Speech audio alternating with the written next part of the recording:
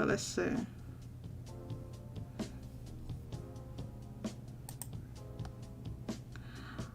I believe we are live, I think. I didn't check anything out to see if anything's like even done properly, by the way. That was clever, wasn't it? We're doing it live, like I'm not even like prepping properly.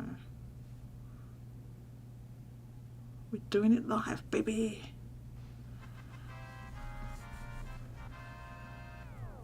With the victory fanfare from Final Fantasy VII.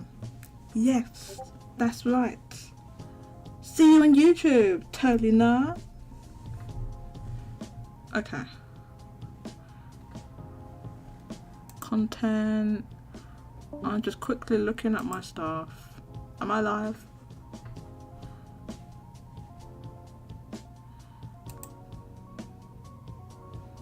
Please tell me. Am I live? I'm just doing this last little bit of prep as we are live. Now you could say, Jodie, you're lazy. That is dumb. Why are you doing that? And you may have a point. You may have a point. But this is the way we're doing it. Okay?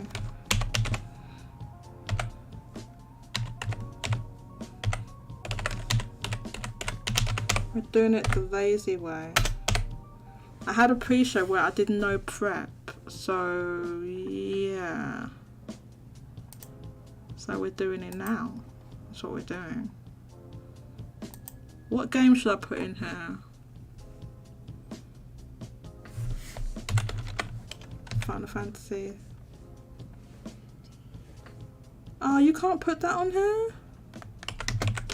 You can't put Rebirth on here. I guess because it's not out yet. I can't do it. I can't put it on. What's a more recent game that's come out than that? Which one? I can't put that one on. It won't let me. You can't put any game on that's not out yet. Oh, go F yourself. Oh wait, Deca Police is on here. Oh, but it's not on like a proper thing. It has no... I wonder if that works. If it doesn't work, I'll change it later. You can put Deca Police on there. But I don't know if it's like comes up as a game on the thing. But we'll try. Let's see if we are live on the thing. I open link. I check.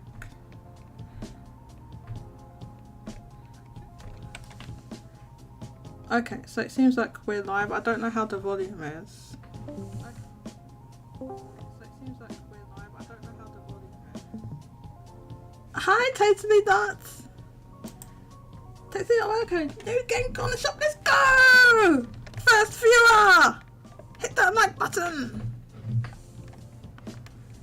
Oh, it does. Do I sound distorted? Let me know, because I think like my gain's too high or something. Okay. I've been hearing my stuff sound distorted. So thank you everyone for turning out to the pre-show where I did no prep, by the way. I didn't even barely prep anything. So this whole show is going to be an S show. No swearing, no swearing, please. I'm not going to swear. You don't swear, I don't swear. It's all good. We had a good time talking about level 5 and their, not announcing release date for their games. Talking about Atlas and how fraudulent they are, because they are fraudulent. Vinnie-Mac's going to come here and hopefully defend Atlas's honour and try and claim that they're not fraudulent. We'll see how that goes. And obviously Red Hood was complaining about my lo-fi mix, my choice of lo-fi mix. We did play SMT4 music, to be fair, but I think some of those tracks are too hype for the show. You're gonna get two people are gonna get too hot and bothered and worked up. You see, I get worked up just when we're listening to lo-fi. Imagine if I had this hype battle music on. I'd be bouncing off the walls. So we can't do that. But thank you to Totally Not, Vinnie Mac. Mousy was here for a bit. Yes, you are. Redhead, for tuning into the not really a pre-show, sort of just me moaning show. I'm gonna go to the on-air room, so I'll see you all on YouTube.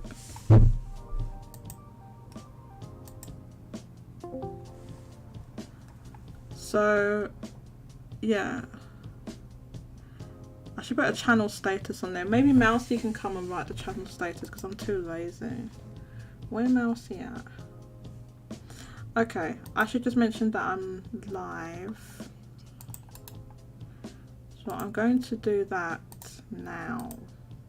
Okay, on Discord. On Discord. I'll do it now. I do it.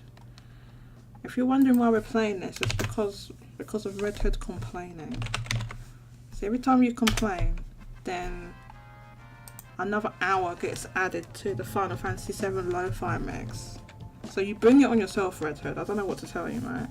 I don't know what to tell you. I'm live on YouTube.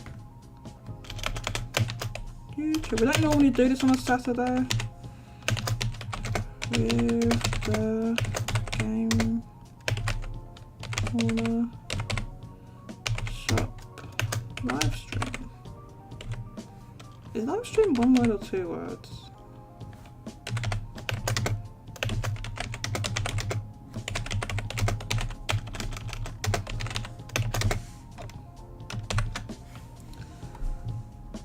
I'm feeling a little bit sleepy. Come and hang out. It's at everyone.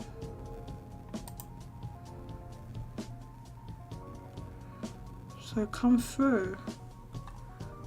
I need to quickly get a drink. I'm on a birthday. Oh, okay. I hope you're enjoying yourself, J. Arthur. I'm quickly gonna grab a drink and I'll come back, okay? Let me just get a drink because I'm parched.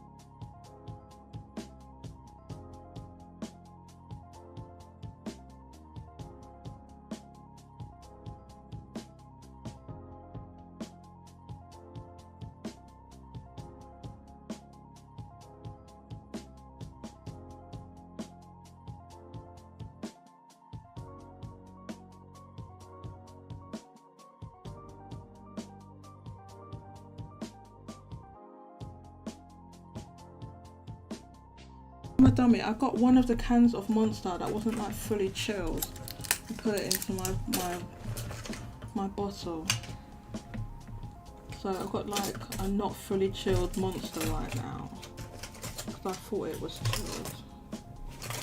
But I put these in there like an hour ago, so they're not like fully chilled. Where's my medication?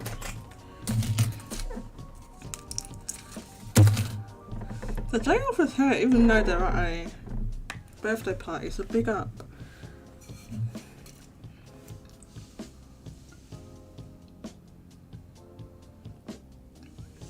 Yeah, like I said, every time Redhead complains about the music, about that Final Fantasy VII Lo-Fi, another hour of me playing Final Fantasy Lo-Fi, Final Fantasy VII Lo-Fi gets added every time you complain about it. So what I would like to do this show, because we're going to have a nice relaxed type of show, I'd like to just get everyone on here right away. We're not going to wait for me to do the Famitsu charts. The Famitsu chart's old at this point. We can talk about it, but I'd like to just get everyone on. So yeah, the reason for this music is because Redhead complained. Is it loud? It's probably loud, right? It may be loud, but that is because of Redhead. Like I said, every time Red Hood complains, another hour is added. So you can blame them.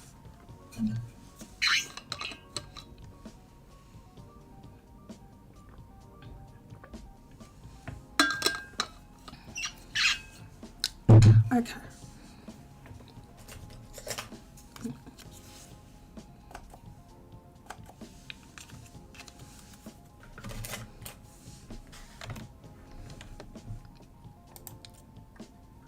I'm gonna set a status for my show. What?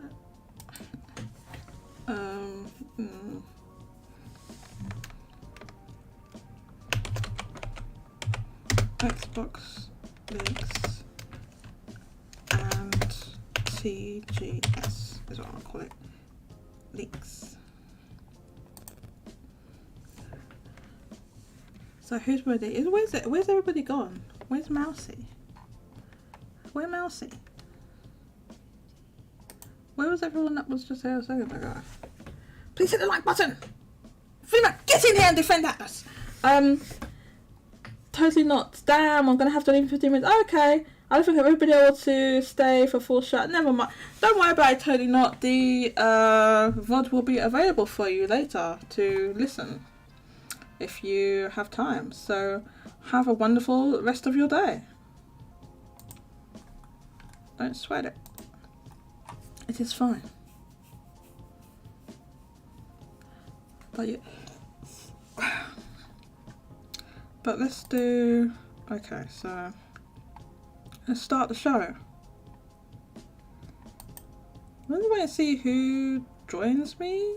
If anyone can join me. Because... I'm going to do the show by myself. I agreed to do the show today because some people said they were going to join me. So otherwise this is going to be a pretty short show. As I said before, today's music is Final Fantasy VII Lo-Fi Victory Fanfare. Now there is no extended mix of this. I wish the person who made it would make an extended mix. There isn't one. So I'm just playing this one where somebody's like taking it out and put it to this rather cool video where they spliced together some of the original game and remake that made it like an old video. It's pretty cool, but it's not an extended mix, it's just a track. And I've put it on loop. Because, you see, Red Hood keeps calling Final Fantasy VII Lo-Fi mid. Red Hood does not know what they are talking about. Now, before, I was playing SMT4 music, to be fair, in the pre-show, but, I don't know, I think it's a bit hype for... Some of the tracks are kind of hype. Like, they're really, really good. I love SMT4. OST, but there's some really hype tracks in there. So that's why we're playing FS7 Lo-Fi. I'll put the full mix on in a sec. Kike, are you here? Can you come and join the show? Where Kike? Yeshua, come out of the waiting room. Why is Yeshua in the waiting room?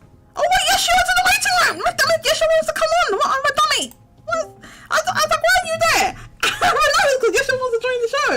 I forgot how the show works for a second. Oh, welcome, Yeshua! Hello! How you doing? Yeah. Well, hello. You doing okay? Can you hear me? Yes, I hear you. I think maybe you're hearing me on the delay, so please mute the stream if you have the ongs. There's a slight... No, I muted the other. Okay. Good stuff. Oh. Okay, thank you for joining me, yeah. Yeshua. Kike Kike, if you're able to join, let me know. He cannot. Oh, Kike can't. He cannot. Kike, please check out the VOD when you have time. Hit the like button. Well, at least hit the like button anyway. Just hit the, even if you can't join, hit the like button, please, for the stream. The link is in the notice board chat. So let's talk a little bit. Yeah, anyone who can't stay around, just please hit the like button and be on your merry way. So we're going to talk, we'll talk, I will touch on the Famitsu charts a bit because it is worth obviously talking about that. But yeah, I probably won't go super in depth. There was some interesting news this week with some leaks from Microsoft via the FTC. They talk about that, and then of course Tokyo Game Show, which is going on right now as we speak. I think they're about to start day 3. They're about to start it in like a couple of hours or something like that, because I think it's still super early morning in Japan right now, so I guess they start it in the normal morning in Japan, so that'll be in a few hours, but it's still going on, so it's a third day to go. But most of the companies, like the big companies anyway, have already had their sort of presentations, and surprise, there's no big announcements. I don't know why anyone was expecting big announcements at Tokyo Game Show, because there just hasn't been anything like that for like quite a while. But it was like updates about stuff we already know mostly. The announcements that we did get were, any new announcements were in like the State of Play, and then Nintendo Direct that was the week before, but they weren't huge announcements either. There was like Tales of Arise DLC, a release date for Final Fantasy VII Rebirth, and they opened pre-orders. But I mean, like, that's not like crazy big, like new announcements, if you see what I mean. Nintendo Direct, what did they have in there that was like third party? I think like a new Saga game announced, and I can't even remember what else was in it. Another code. Sorry? There was another code collection. Oh yeah, okay. But that's not third party though, really, is it? It's like first party. Yes, it is first party. No, I said it's not third party. Oh, sorry. Yeah. I was talking about third party. 6. Yeah, third party, there was Shiren 6. Okay, yeah, that was in the Japanese Direct, right? Yes, but it's actually planned for release in the West. Okay, cool.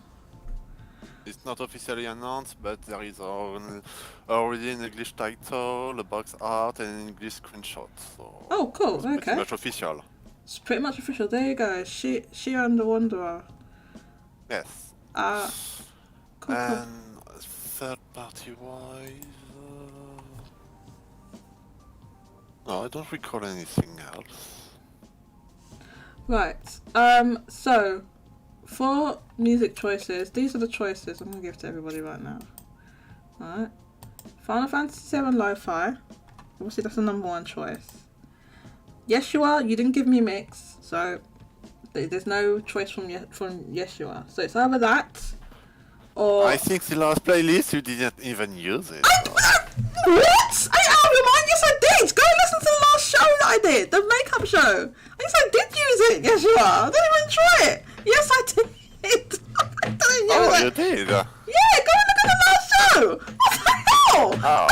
I did use it. I wasn't there, I see. Maybe you wasn't there, but I did use it. Yeah, I did.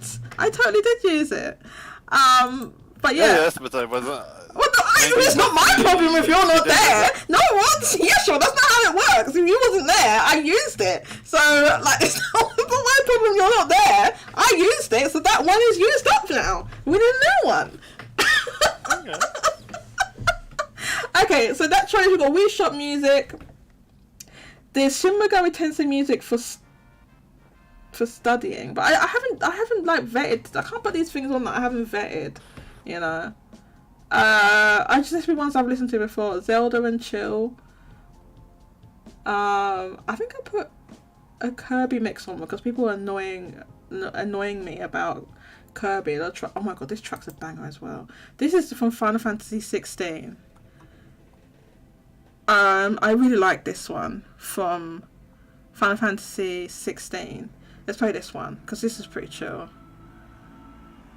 Oh, hang on, how do I put it on loop? They just have you like walk at that. Anyway, I'm just getting started on Final Fantasy 16.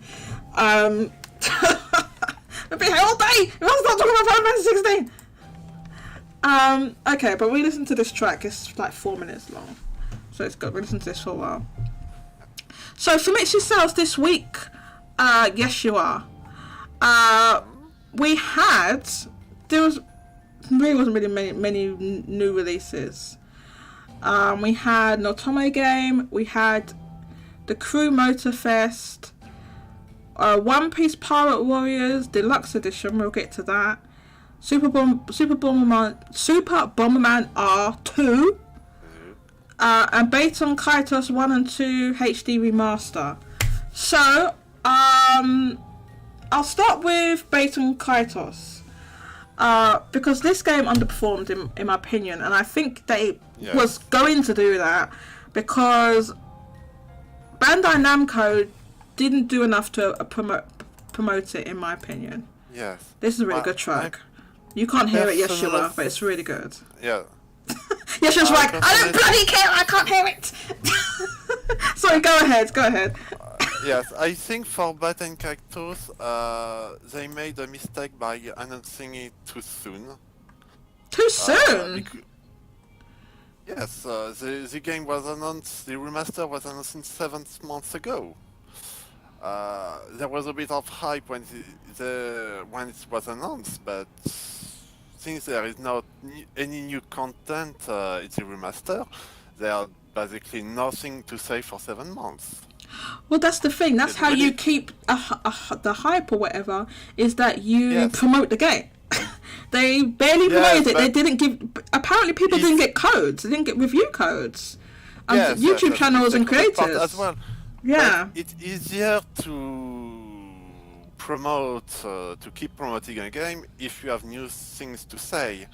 I mean, you have new games that announce it with a shorter time between announcement and release. Honestly, for a remaster like this, I think 3 months should be the most. There should be. Honestly, I think if it was announced in June and released as it is, it would have been a bit better. I think the promotion altogether needed to be better. I think there is some truth to what you're saying. I think getting codes out to creators, YouTube channels, different outlets and stuff like that. I think they could have done different things to promote number of different things to promote the game with more advertising and so on. I think that they, to be honest, I think that these games were never big when they first come out. They have a niche audience, right? So I think what angle they should have gone with, because it seems like this bringing them back was a passion project. I think it was perhaps somebody at Monolith Soft that really pushed to get these remasters done. So I think what they should have done is, that's apparently anyway. But I think, in my opinion, I think what they should have done is really leaned into that, because the people that are going to be buying this are hardcore fans, and they're probably like fans of Monolith Soft, and almost none of Monolith Soft's none of them, apart from this one, none of Monolith Soft's like old games before they were purchased by Nintendo have been remastered or re-released, right? Apart from this one. Yes. This is the only one. So like. First Xenoblade. No, I mean like before Xenoblade deals with Nintendo. Like before they were purchased by Nintendo, none of their games have been remasters other than this one, right? Yes. And this one had like obviously Nintendo connection with it. It was on the GameCube, and I think Nintendo has the rights to one of the games or something like that. Yes, the second game is completely owned by Nintendo, actually.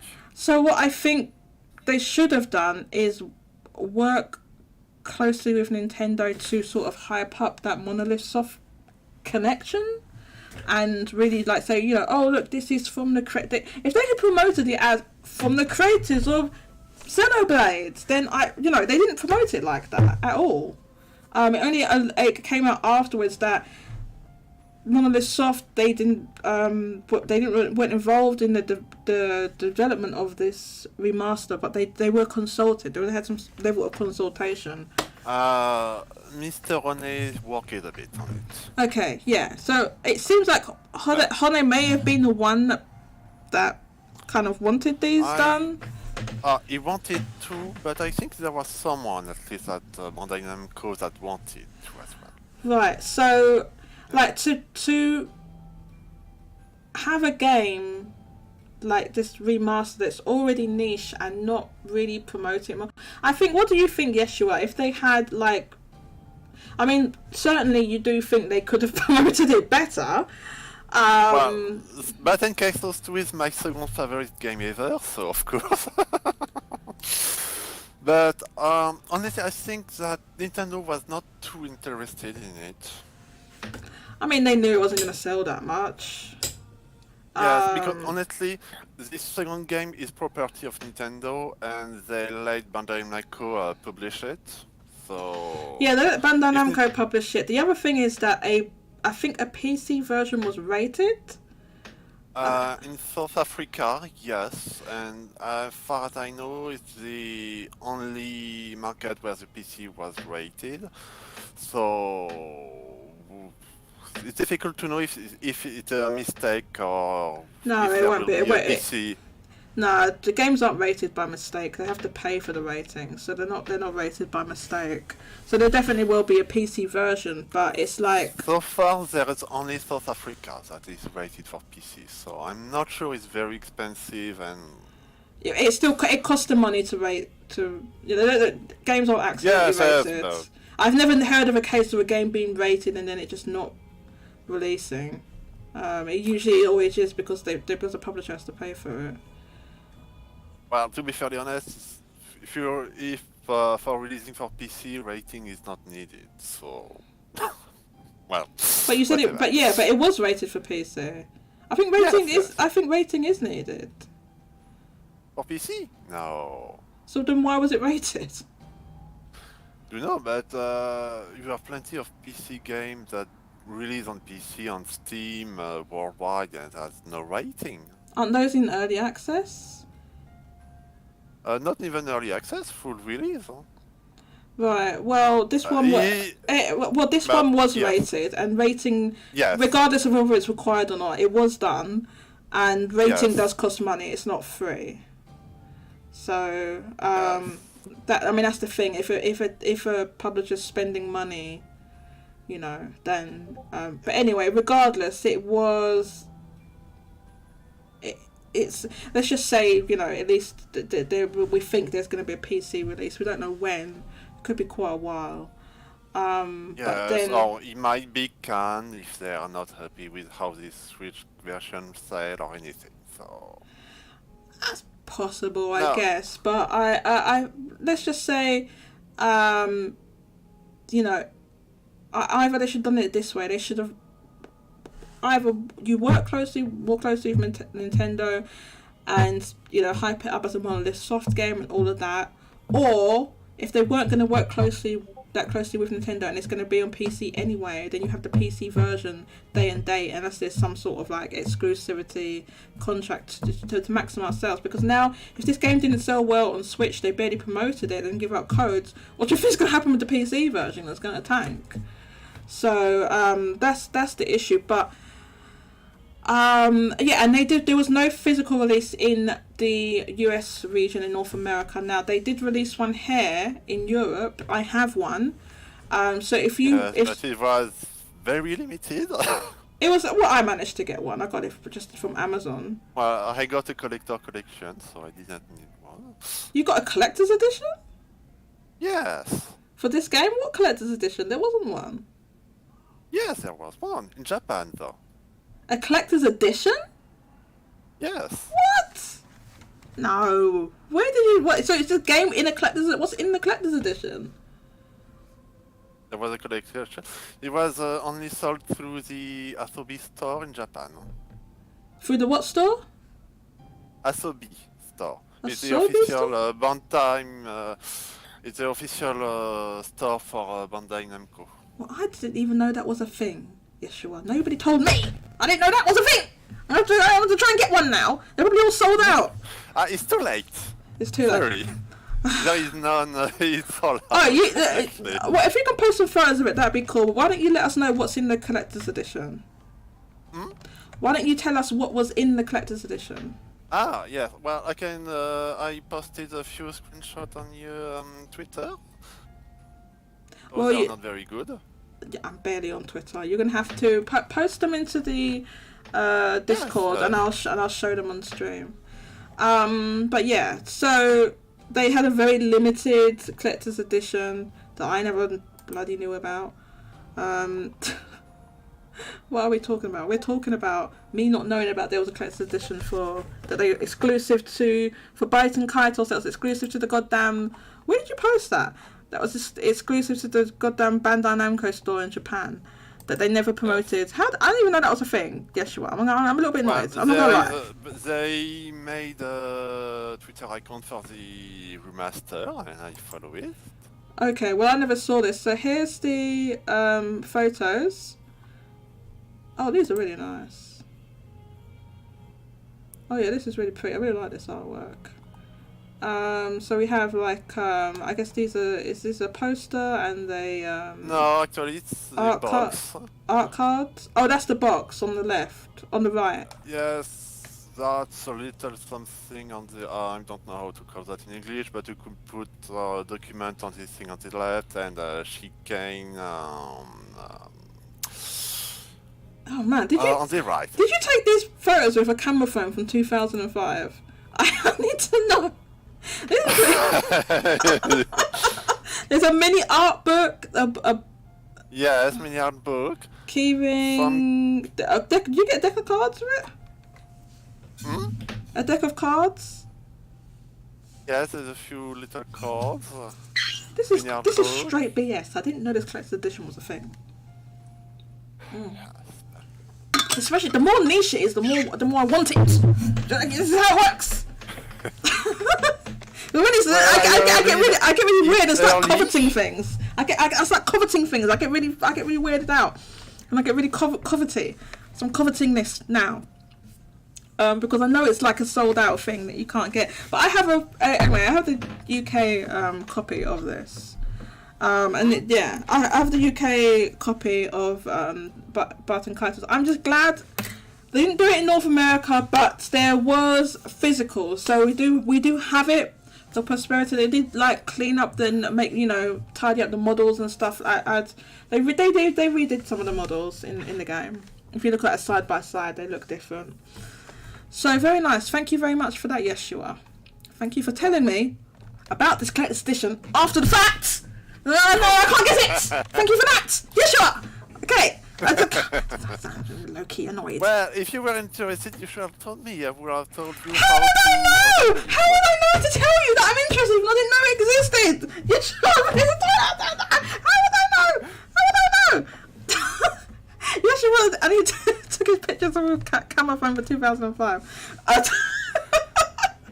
Anyway, I always miss out on stuff. It's not even a fact. You're just laughing. Don't laugh at me.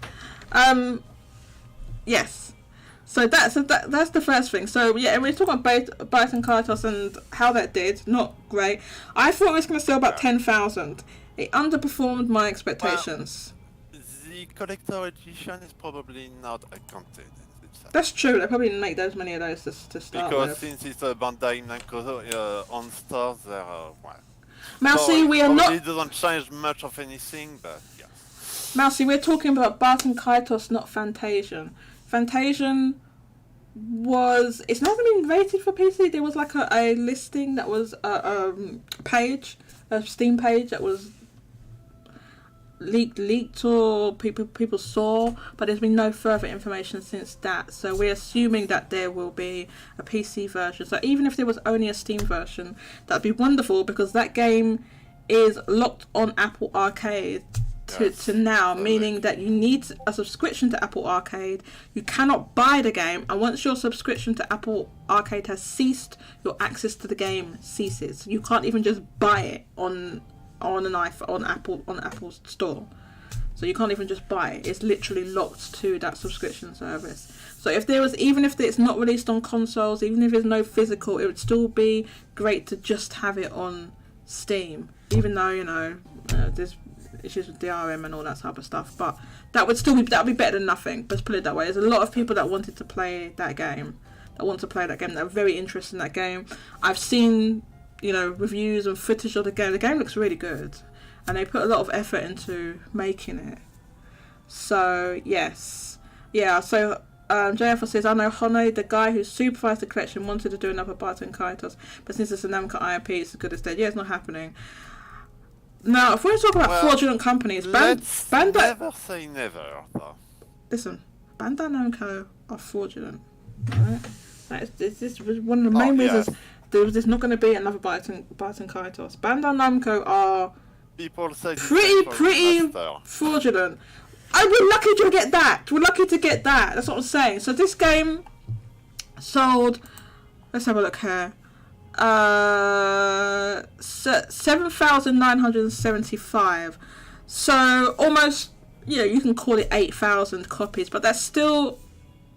And Yeshua says that there's some unaccounted for collector's editions and stuff like that. But to be honest, they probably didn't make that many of those, and it probably wouldn't have made a huge amount of difference to this very low amount anyway. So it still would have been even if it added like an extra 1,000, right? They probably only made like 1,000 of them. So so this very low. I thought this would sell 10,000 first week in Japan. I was wrong. It underperformed that. So that came in at number 5. Number 1 was still Pikmin 4, which has been not continuously. So it got knocked down for a little bit by Armored Core 6, but Armored Core 6 is long gone out of the top 10, and Pikmin 4 just went back up again. Even though it is down this week by 24%, it is still overall number 1 because just nothing could outsell it. So Pikmin 4 sold another 23,489 this week, which put it at the top. Kika says it's truly the Pikmin sweep. It is. Number 2 is an interesting release. Now this is Super Bomberman R2. It is a follow-up to Super Bomberman R, which released in 2017 and was like basically one of the first games on the Switch. It was a launch title, yes. Yeah, it was a launch title. I actually have a copy of it. I did play it. Not very much, but I did play it. I have a copy of it because it's one of the first games. I remember I believe I bought a second-hand copy. I think I found it really cheap on eBay. So I didn't get it exactly. It was in the first couple of months or something, and I managed to get a copy of it. So the first game, from what I hear and from what I remember, actually, it was a little bit lackluster at launch, and they sort of, patched it up and added some stuff to it after launch. So this game underperformed the first game by a good margin. Now, I think the first game was in the region of like 30 or 40,000 first week in Japan. To be honest with you, I haven't looked it up. Let's have a look. So this game, I think, could have done a lot better. Super Bomberman. Bomberman. Okay, so they've released this several times. There was a small price collection. I love those names they give to the cut price one. Okay, so it was 39,000 first week. But again, this was March 3rd, 2017. So it was literally a release game for the Switch. So the problem is with that now, basically comparing to a follow-up to that game, 6 years later, that wasn't really a big game to start with, and being in a much more competitive environment. If you're a launch game, you get an advantage, right? From being, one of the first games on a new system. That's generally the case for, launch games. So unfortunately, it meant that this game did sell that well. So it's 11.5 thousand on the Switch. Now, I believe there's also a PlayStation version of this game. Yes, but it's not in top. It didn't chart. So did it chart at all? Let me have a look. Let's see. So it didn't chart at all? Yes, at all. What the hell? It literally didn't chart. Okay, so the game at the bottom sold 1,261. So you tell me that not even 1,262 copies of this game could sell on PlayStation? Are you being serious right now? That is insane. Well, it's PlayStation in Japan. Good lord. This is getting worse. It's getting what, like, honestly, with the situation with, like, the game, it's actually getting worse, not better. Like, you'll get games that come out and make, like, an Armored Core 6 did, you know, it didn't do spectacularly. It did it did a little bit better once you account for digital and PC than the last game, Armored Core 5. But it wasn't like a breakout hit or anything like that. But you'll get a game that's like that, and then it just, like, boom, drops down the chart. I believe Armored Core is still here. But then anything that's like, I mean, but Super Bomberman R2 is like a smaller release, but to have like a disparity of like 11.5 thousand to like not charting, it's not even at the bottom of the chart, it's just like not charted. To have a disparity that big is yeah, that's pretty wild. To not chart. We'll have to look at the PlayStation. How did the PSN Japan store? Maybe we can see where it is on the store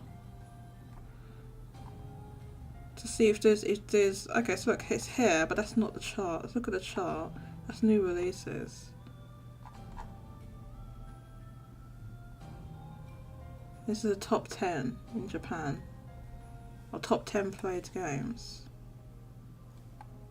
New games. I can't read all this, so we're going to have to use the oldie Google Translate. Alright, we have to use it. Okay.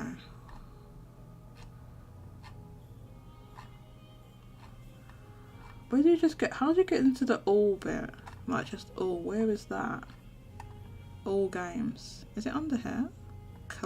Collection. Do you know what I should do? I should keep like a bookmark of that page, because I know what page I'm talking about, but it's hard to find when you're live on the goddamn thing. Top 10 domestic games. New games, no access and reservation, trial version. Where's just the all for all games part? Where's that? Why is that not here? Show all, but that's just all games. You're sure top 10 domestic games is only recent game? I don't think so.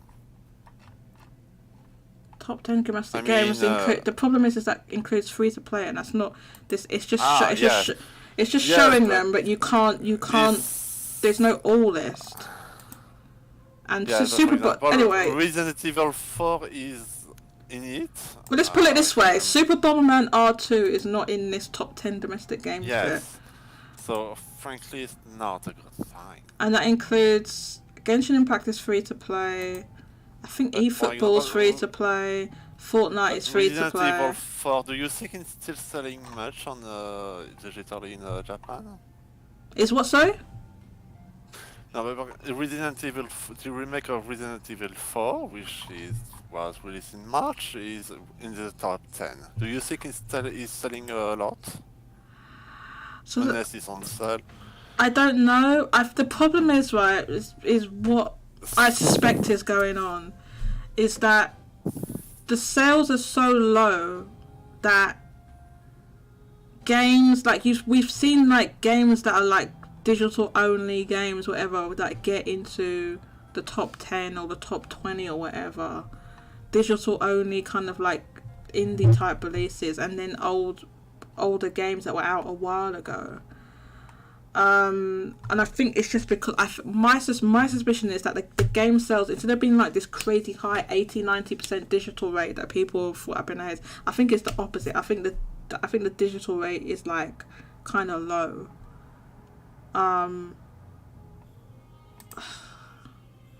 Let's have a look. This is just PS5 in general. Oh god, where is the thingy one? It's annoying trying to do, oh maybe it's this, purchase, PS Store. New games, latest games, PS Store. Maybe it's this link here. Oh, it's the thing I'm already on. It's not that one. Oh no, it is this one. Never mind. It's this one. Where's the one where we just see all games? Well, this is like all PS4, PS5, but I need like both of them together, not just one. How do I see all of them together? Is it this link here? What does that say? See something. I don't know. I need to translate. Please translate. Oh, that's not it. See more. View the details. Ugh. Okay, let's just look on PS5. Okay. Oh, this is fine. We can do it like this. Sort and filter. Okay. Let's sort and filter. Sorting release date newest first. We'll sort by earnings. I think that's going to bring up a whole bunch of free-to-play stuff. So which ones have sold the most? That should, what that should do. And then we want to get rid of all the free-to-play ones. So I think what you have to do is select everything that costs money. But I've got a suspicion that when you put the 1 to 200 yen, it still brings up free-to-play games. But let's see. Okay. So these are the top games, the top selling games in Japan according to this on PS5. Can we include PS4? Is there a way to do that? Oh wait, you can. Hang on. We select this. I think we can include PS4 and PS5. Okay, so we put PS4 and PS5 together. We put every game that costs money on here, so no free to play, and then sorted also by earnings, which means the amount that this cost the most, which more has been spent on, right? So this is what we end up with, and that includes games that have not released yet, right? So this is what we end up with. We've got well, basically this is FIFA. It's not called EA Sports. At the top, when we could go down, and we've got Payday 3, which I think is about to come out. Lives of P, which is either out or about to come out. Yakuza 8, not out yet. Final Fantasy 7 Rebirth, not out. So these are pre-orders, not out. Armored Core 6, which is out. Another deluxe edition for Rebirth. Then East 10 Nordics, which is not out. Then Lives of P, deluxe edition. Then we've got these Rebirth packages with remake. The Crew Motorfest, which just came out, and we can see where that's it. So here's the good thing, right? So the Crew Motorfest is here at number 4, 8, 12. At number 12, right? In terms of, so this is how we can compare it. So it's at number 12, right? When we've sorted it, right? So it's number 12 games sold on PSN in Japan. So then we can compare that to the Famitsu chart. So if we look at the Famitsu chart, the Crew is at number 17 and sold 2,506. So do you see what I'm saying? Why I don't think there's a crazy high digital rate? If that game's at number 12 on the PSN store and sold 2,500 on the Famitsu chart, so physical we know is 2,500. Do you see what I mean? Why I don't think there's this 80-90% digital rate that people seem to think there is. Because that game, The Crew, if we look here, it's below pre-orders. It's below all these pre-orders.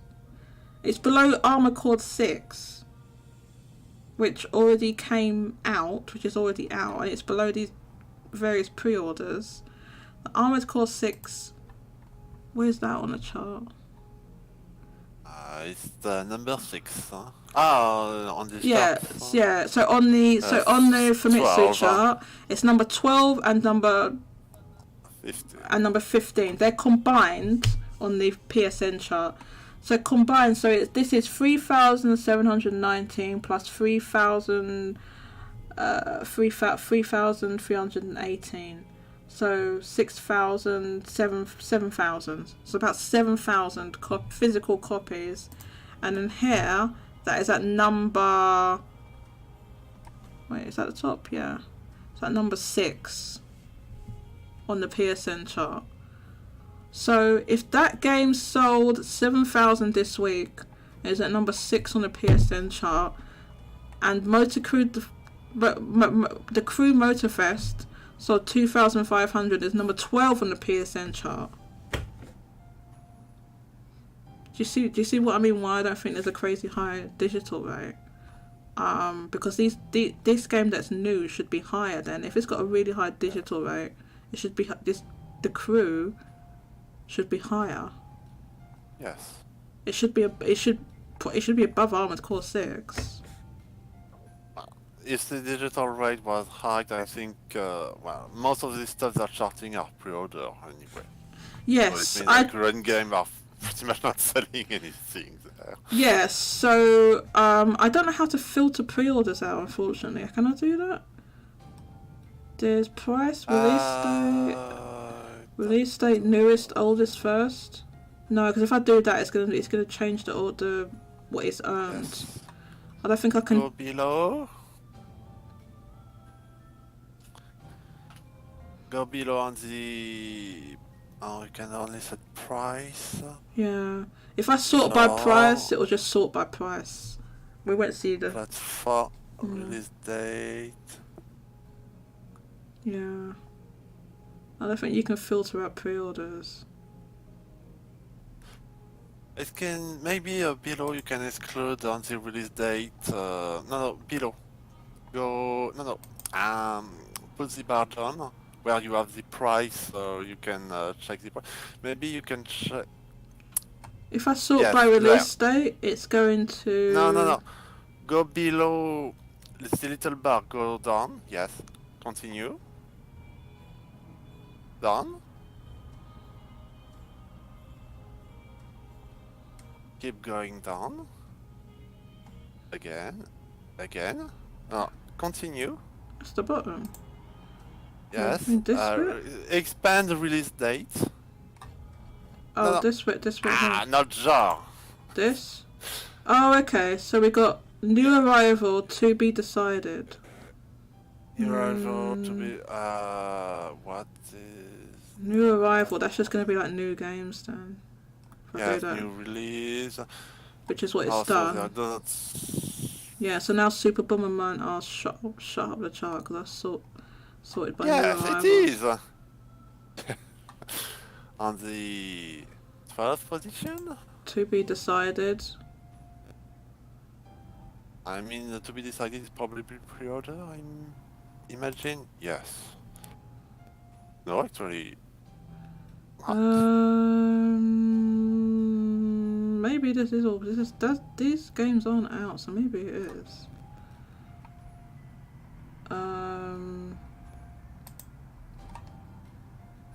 Okay, so maybe I can get rid of. Assuming that's what it is, but then you can either have. Yeah, but then it's either you can't get rid of it. You can either sort by new arrival or sort by. Well, tried. Yeah, it doesn't seem like you can really do that. To be but decided. At least that's the only one way to see it is by clicking new arrival to see Super Bomberman R2. Right, but yeah, if you look at where games are, games that have come out, so that's out. This obviously Monster Hunter Rise is out, but it's not charting because it was digital only. Street Fighter 6 is here at number 4, 8, 12, 16, 20, 17, 18, at number 18. So Street Fighter 6 is at number 18 in terms of games that are out. Because some of these aren't out yet. But then if we look on the Famitsu chart, that's not in the chart. That's not in the chart. Final Fantasy 16 is here. Yes. 20, 21, 22 at number 22. Final Fantasy 16 is on the chart at number 22. But isn't on the Famitsu chart. Resident Evil here. Resident Evil 4 is here, but isn't on the Famitsu. What is on the Famitsu chart? I'm going to have to look at. People might have left comments. Hang on. Let me just check. I might be missing comments. Oh, not really that much. J Alpha says Fate / Samurai and Adventures of Die pre-orders aren't great. East 10 might be the biggest release of the year for PlayStation. You mean serious? I think he mean biggest release of next week, not of the year. I think he. Oh, sorry, the biggest release next week. Sorry, I misread. Will perform better than Dragon Quest Die and Fate Samurai Remake. Sorry, I misread what you said. J Alpha, apologies. Yeah, it might be the biggest release next week. Is it releasing next week? They release all of them the same day. Is East 10 releasing next week? Yes. What? Well, of course. Every year they release on the last week of September. My God, I didn't. That crept up on me fast. I didn't realise it was. That's the last week for the Falcom fiscal year. So what we have. The other thing. No, sorry. Go ahead. I interrupted you. Go ahead. Hello? I said Yes, go ahead. No, I think I think release next week because it's the last week of Falcom fiscal year. And every year they release their games there. Huh? Whatever state it is. Got it. Okay, so we can see that only other one we can examine here is One Piece Pirate Warriors 4. The PS4 version of that did chart, right? And it's below the Crew Motorfest. So where is that on here? Let's have a look.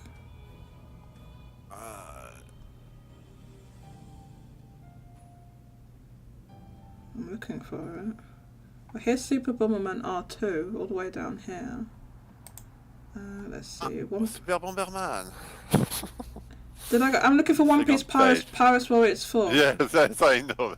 So where? At the end of page 2, it's not good. Have I missed it? Okay, we're on page 3 now.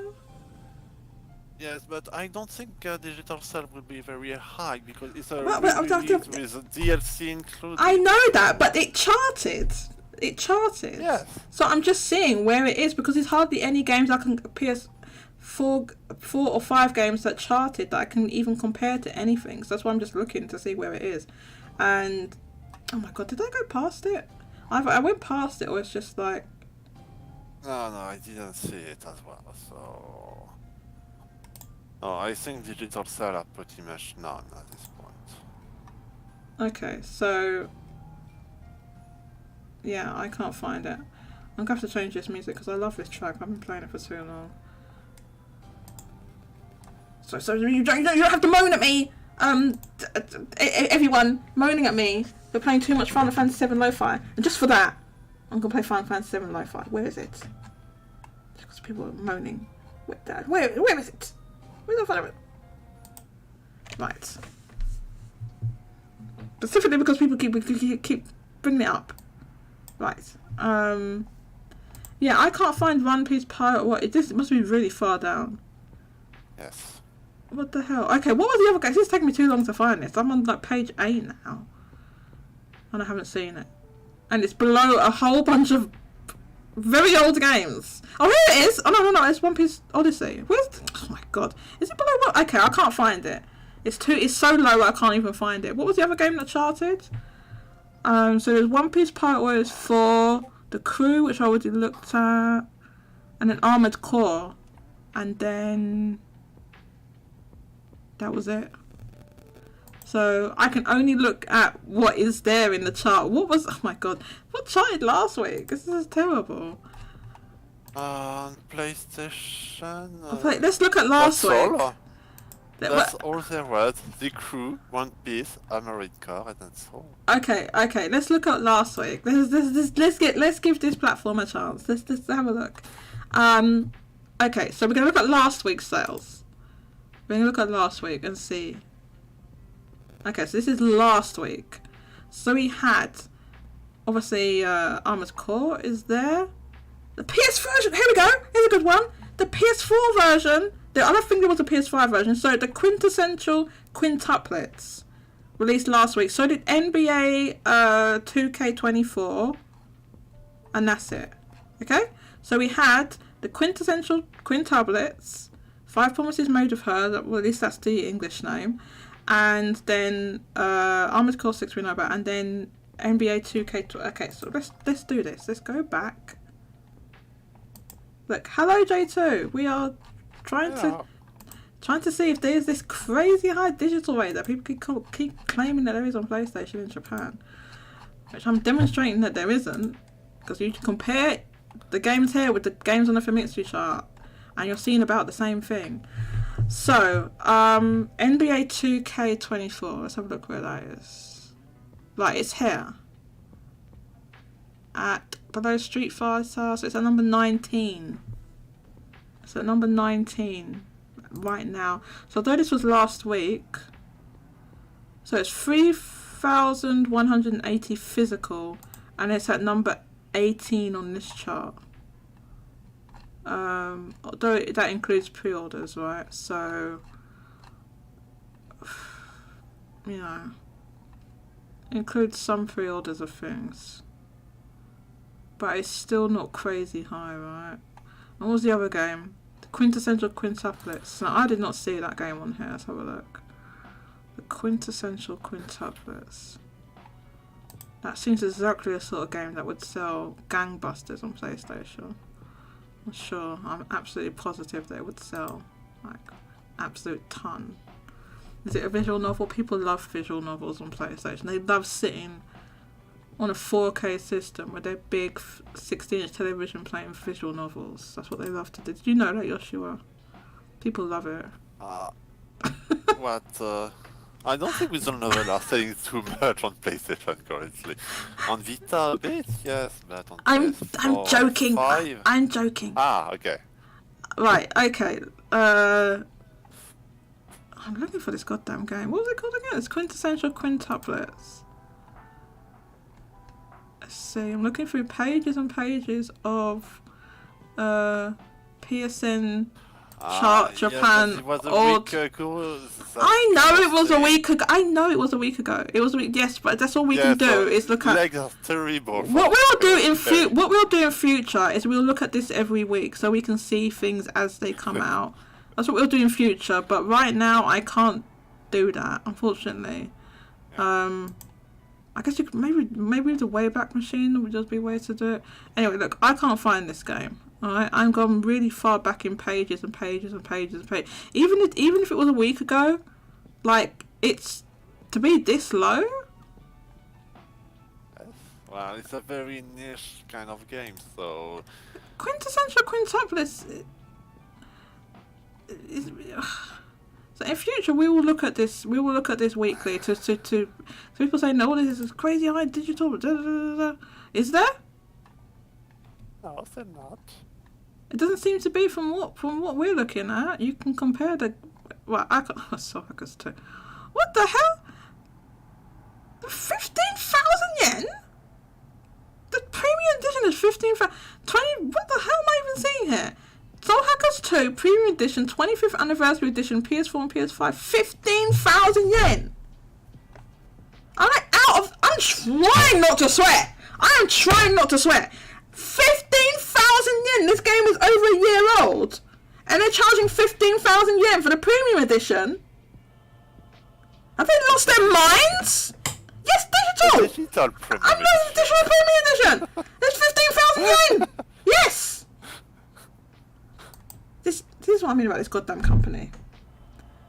How the hell are Atlas charging 15,000, which is like 150? No, hang on. It's over $100. It's way over $100. It's like $120. It's over $100 anyway. I know there's the yen's weak, yeah. But even with the yen being weak, this is still over $100. Okay. Even with the yen being weak, this would be over $100. Okay, made another comparison. The by 10 characters collector edition costed less than that. Right, and that was a physical It's thing. physical. It's physical thing. This game came out a year ago. Screw that. The regular edition of it is still full price. It's 9,878. Yeah. Do you have any idea how expensive that is? People complain about $70 game. This is like more expensive than that. This is really expensive. And don't forget, they don't have like the cost of living's gone up and everything, and all the inflation. They don't have crazy high wages in Japan. For this is expensive, man. This game is over a year old, and this is what Atlas is charging for it to date. They are still charging this, and then they wonder why it's not sold well. What the hell? Look at this. Look at the price. This is absolutely wild. My God. And you want to know why I call this company fraudulent? It's because of this nonsense. Right. They can't even just... The price is not justifiable. It's not like it was a mid... Okay, well, Red Hood, well, you can say it's mid. If it was that mid, why did they not put the price down on it? For the game's a year old. It's not like it's like, one of these games that's at the top of if it was at the top of the chart and it wasn't, and it had sold really well and it was still like charting high, then I can understand why you don't put the price down at that point, because people are willing to pay, so you might as well keep the price up, right? But this is the opposite. This is the opposite. It hasn't sold well. We're looking like, Forspoken's on this page, man. Anyway, I can't find that game, that quintuplets game, which even if it did come out a week ago, for it not to be me not finding it is not good. I'm not seeing it here. I would love to. The only information that we've got that's about any type of, we don't get we don't get that information very often. I wish that more publishers would be transparent, and we've had publishers have actually stopped giving the Japan breakdown of the game sales, because we had that with, like, for example, Final Fantasy VII Remake. Square Enix were very happy to tell us that it sold over 1 million in Japan, at launch. It was like 1 million in Japan and like 3.5 million worldwide, I think, in like 3 days or something like that. I can't really quote. Anyway, it was like 1 million in Japan. But then with Final Fantasy 16, we didn't hear about where it sold in Japan. We just got the overall sales. What else came up recently? For Armored Core 6, did we hear a Japan breakdown for that game? Because we did for Elden Ring. So did we get one for... But I don't think we got sale of Armored Core 6 yet. If anybody knows if Armored Core... No, they did. Did we not get any sales for it at all? I don't think they gave anything yet. Oh, okay. Maybe we'll have to wait then. But yeah, we did for... what's it called again? I just said it. Elden Ring. Now that game's sold very well on PC as well, so you have to take into account that where it's like digital rate is higher. That also includes PC. So we didn't get... Okay, sorry. I thought we had gotten numbers. Somehow I thought we got numbers for that. We didn't get numbers for it yet. But I think we will have to wait, because since it's From Software publishing in Japan and Bandai Namco elsewhere... Yeah. Okay, we'll have to wait on that one a bit. But there's not... Okay.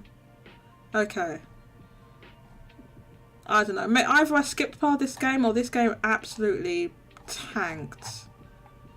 Absolutely just like full on tanked on PlayStation, because I have not seen... I might have missed it though. If I missed it, I apologise. Trying to do, this at the same time as like trying to do this show is a little bit challenging. But anyway, so that's that. We tried to look. From now on, we'll look at the PSN store. as well every week. I'll try to do that this every week so we can see where games come in this chart and then compare it to what's going on in the Famitsu chart. I think it might be useful to do that. So if this 80% digital rate that people claim is 80% digital rate, if that's going on, then we should see these games that are selling hardly anything on the Famitsu chart being right at the top of this chart. That's what you would think you would be seeing. New games. I mean, new games that are just coming out. Obviously not old games or games that are on promotion or something like that. I mean, if a brand new game comes out and it has like this 80% digital rate that people think... No, I know, they're not PSN. We're not using PSN numbers, Mousy. We're looking at the actual... yeah, obviously we have to wait. I mean, they don't give us numbers. You get a chart once a month. Obviously we can look at that. But in the meantime, you can look at the PlayStation Store, look at the store for Japan, filter by earnings or sales. So you can filter by which have sold the most. So you can filter by that. Now, I think that does take in consideration price, so it does put some of these deluxe editions to the top. But in all, you should see new games that have just come out should be near, should still be near the top, because obviously a new game is going to sell more than an old game unless it's on a promotion or something like that. Do you see what I mean? So what we'll do, it's not, you know, accurate or gives us the full picture, but it helps filling a little bit. So we look at that. I filtered for free to play. So you can do is look on here. You can put all prices on here. So I put everything that costs money except for free. I left that one off. So you can filter for free to play. So I filtered out all the free to play on here. So I filtered out free to play and I sorted it by earnings, which is by what's made the most. So obviously the issue with that is that it does bring deluxe editions up, but yeah, but even if I launch deluxe edition are not selling much in terms of volume. Yeah, so it brings up digital deluxe editions. We saw them is that low, sell are low. So there's a lot of digital. So if we go back to the first page, there's like digital deluxe editions there, including like pre-order. So there's pre-orders on there, right? Yes, at the top. So we're seeing pre-orders of digital deluxe editions at the top of the chart is what it looked like to me. Because there was like at least a couple for Rebirth. That one and the one with the collection. So we go back. So this is, no, that's not the first page. Hang on. This is the first page here. Second, yeah. So this is the first page, and we can see this Ultimate Edition is basically a deluxe edition for Yakuza 8. This is funny because even though it's called it's like a dragon, if you hit all Google Translate, it will say Yakuza. Yeah, because it's like it gets it from, you know, past data and stuff like that. So it will still say Yakuza. This goddamn lo-fi stopped. That's what I know. We need to put it back on again. So that people don't moan, I'm gonna put Zelda and Chill on. A lot of people moan at my goddamn. Listen, you can moan all you want. You can moan all you want. It's not gonna stop you paying Final Fantasy 7 lo-fi. No, it ran out. It got to the end of the video. Roche, it didn't refuse to play. It got to the end of the video and I decided to put this on because I know people are going to be moaning at me. Okay, so yeah, like if we look back on here, you can see, is Lies of P out, by the way? Is Lies of P out? Anyway, look, so this is a deluxe edition. This is deluxe edition of Final Fantasy VII Rebirth. This one's out. The reason it says PS4 and PS5 is because I filtered for that to have them both on there. This is a deluxe edition, basically. This twin package. That's a regular pre-order for East 10. This is a... So it does bring up these deluxe editions. So you've got deluxe edition of Lies of P, twin package for Rebirth, the regular one of Rebirth, then cross-gen bundle. And look at the prices of these games, by the way. That's something that's wild. That cross-gen bundle is like 9,700. That's a lot. They're talking like It's got to be like 80. Is that 80 US dollars? How much is that? 70, 80 US dollars? It's expensive. Yes, most likely, yes. It's a lot. Look at this, right? Custom Mech Wars Ultimate Edition. This is with 10% off for a pre-order. It's 11,440 yen. Now, hang on. We're gonna do this. 11,440 yen. Yen to USD is $77. $77 without tax, basically. You have to add tax onto that, right, for wherever you are. But yeah, that's how much that costs. So there's a good amount of money. It's expensive. For what? Jodie's any...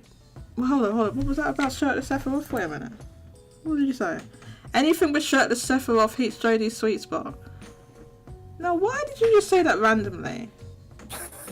It was just a random... Where did that come from? If he was shirtless, maybe Jodie would consider getting what? Getting what? Does Jodie want 19 inches of Sephiroth? I'm not answering that. See Redhead's comment. If he was shirtless, Jodie would consider getting it.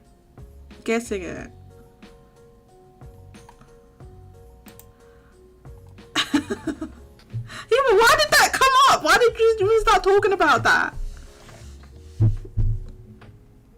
Oh man, you've all been writing a whole bunch of comments in here. Sorry, I didn't see this.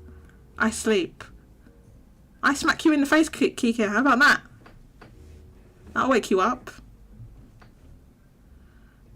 Mid-game bombed. Listen, you can all claim and say, oh, it bombed because it was mid and da. Okay, alright then.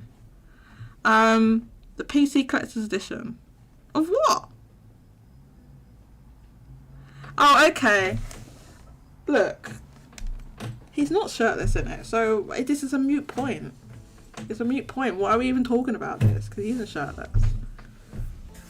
I'm thinking, though, for the next one, Resurrection or whatever it's called, he is definitely going to be shirtless in that game. Right? He's going to be shirtless. So I'm wondering at that point, do we get a shirtless Sephiroth statue? Because he will be shirtless in that game. Shirtless Sephiroth! Where's that from? He's so buff. Yeah, like that.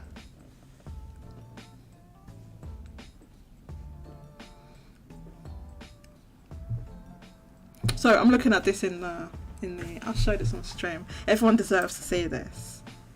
It's a very low res picture. His shirtless Sephiroth. Unfortunately, I can't make it bigger, I don't think. Shirtless Sephiroth. He gets shirtless. Is it a mod? Okay, it's a mod. Oh, okay, so he might not even be that buff if they've modded it. It's a mod. Okay, well, we'll get the official, you know, what he looks like. I see what she likes. She likes Sephiroth and Cloud in the dress. Listen, right? Miss Judgy, okay? Listen, okay? It's what it is, right? It's what it is. It's what it is. It's not my fault Cloud is a twink, alright? Let's just put it out here. Cloud is a twink, alright? Whose fault is that? I didn't fucking design the character. Oh, you made me swear now. Oh my God. That's what I swear on YouTube. Blame the Mora. Why did he make him a twink? Everyone's laughing at me now. It's not my fault. I'm not the one making twinks and the shadows. Guys.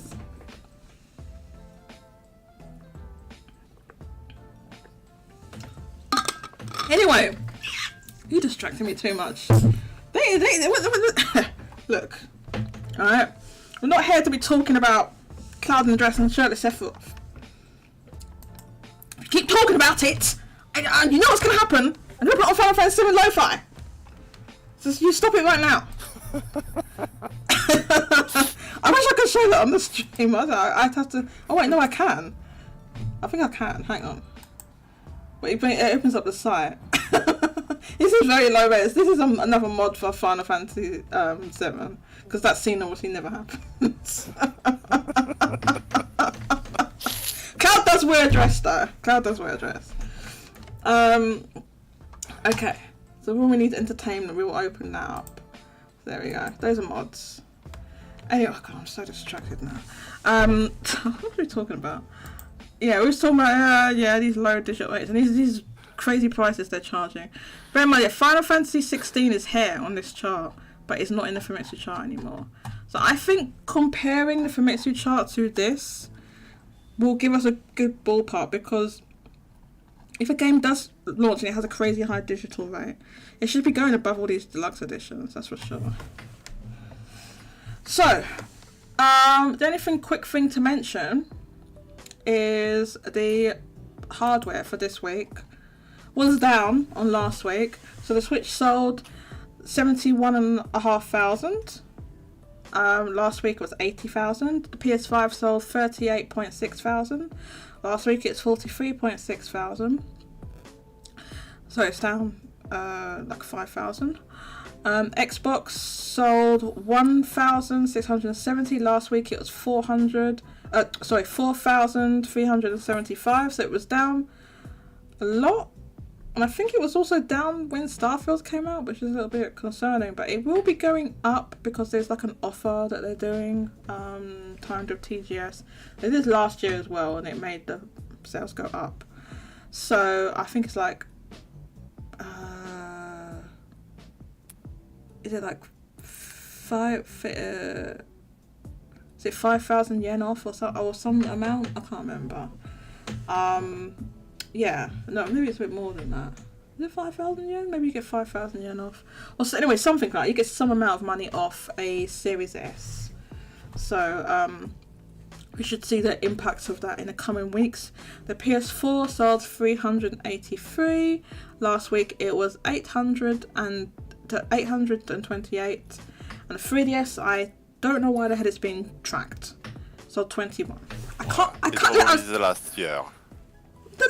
The last year? Why is it still being tracked now? It's selling almost nothing. I don't understand why they're tracking it when it's like selling double digits. Yeah, so I think they will stop in January. Hang on, look, you said that. Last year, this time last year they were tracking it, was selling double digits. It sold 29 last year.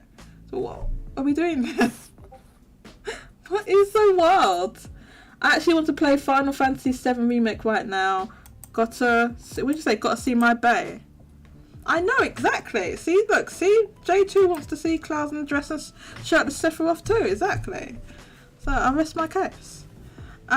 Okay, so that's the sales. Yes, you are. Your comments on the hardware. What do you think? Honestly, not much. It's a bit down, but not drastically. Yeah, it's a bit down. Yeah, but it's a bit as usual, honestly. So. Sexy Tifa. Hmm? Mousy just said sexy Tifa for no reason. Listen, I ain't gonna argue with you, Mousy. I ain't gonna argue with you. Yeah, sorry, continue, Yeshua. No, I'm saying that is typical. So there is not much comment to be made on the hardware side, I think. Yes, it's kind of typical. Week. The hardware's down because there wasn't like any big releases. There was just the Super Bomberman R2, based on Kaitos HD remaster, One Piece Pirate Warriors Deluxe Edition. Obviously that game has already come out ages. You know, this is a re-release. The Crew Motor Fest and I think this is an Atomo game called Wonder Fortune R2 F. I don't even know what it is. I know what this is, man. It's an expansion. Okay. It's like epilogue. There is epilogue in the title, so it's. Oh, okay. So it's expansion. It's for Switch, so it's probably an old game. Yeah. So I mean, they always they're re-releasing, you know, these old, you know, Atomo games, the visual novels. They're re-releasing a lot of ones that were on the PSP and Vita and stuff like that. So you see them I mean, this one hasn't sold a lot, but as Yeshua said, it's an expansion for one. It's only sold 1,491. Based on the title, I'm not sure supposed. We're going by the title, title, yeah. I So think, expansion, I think. okay, so there's that. So let's get on to some of this other news. To talk about the Microsoft leaks. So there were huge, big time leaks. Microsoft brought this on themselves because they accidentally sent a whole bunch of unredacted documents to the FTC that were put onto their website because you're supposed to put some of this stuff for public information, but like redacted and stuff like that. So they sent this mistake. They shouldn't have sent this file at all. They sent this mistakenly. It was on the website, and then once it's on the internet is forever. Okay, so once it's on the internet, that's it. It's as good as over. And there were several very, very interesting pieces of information. One is that we've got like their next hardware for the next, couple of years, few years leaked.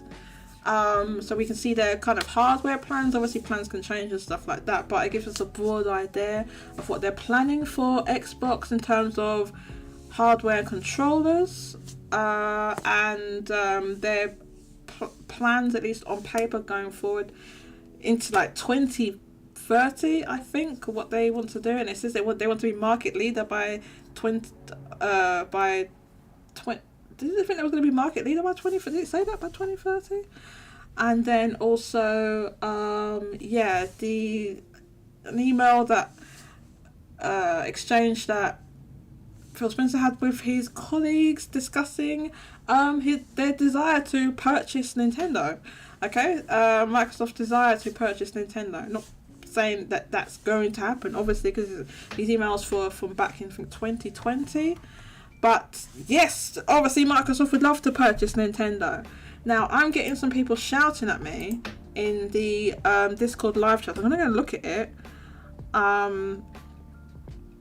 Okay, well, I'm going to show this on the goddamn stream because people are moaning at me.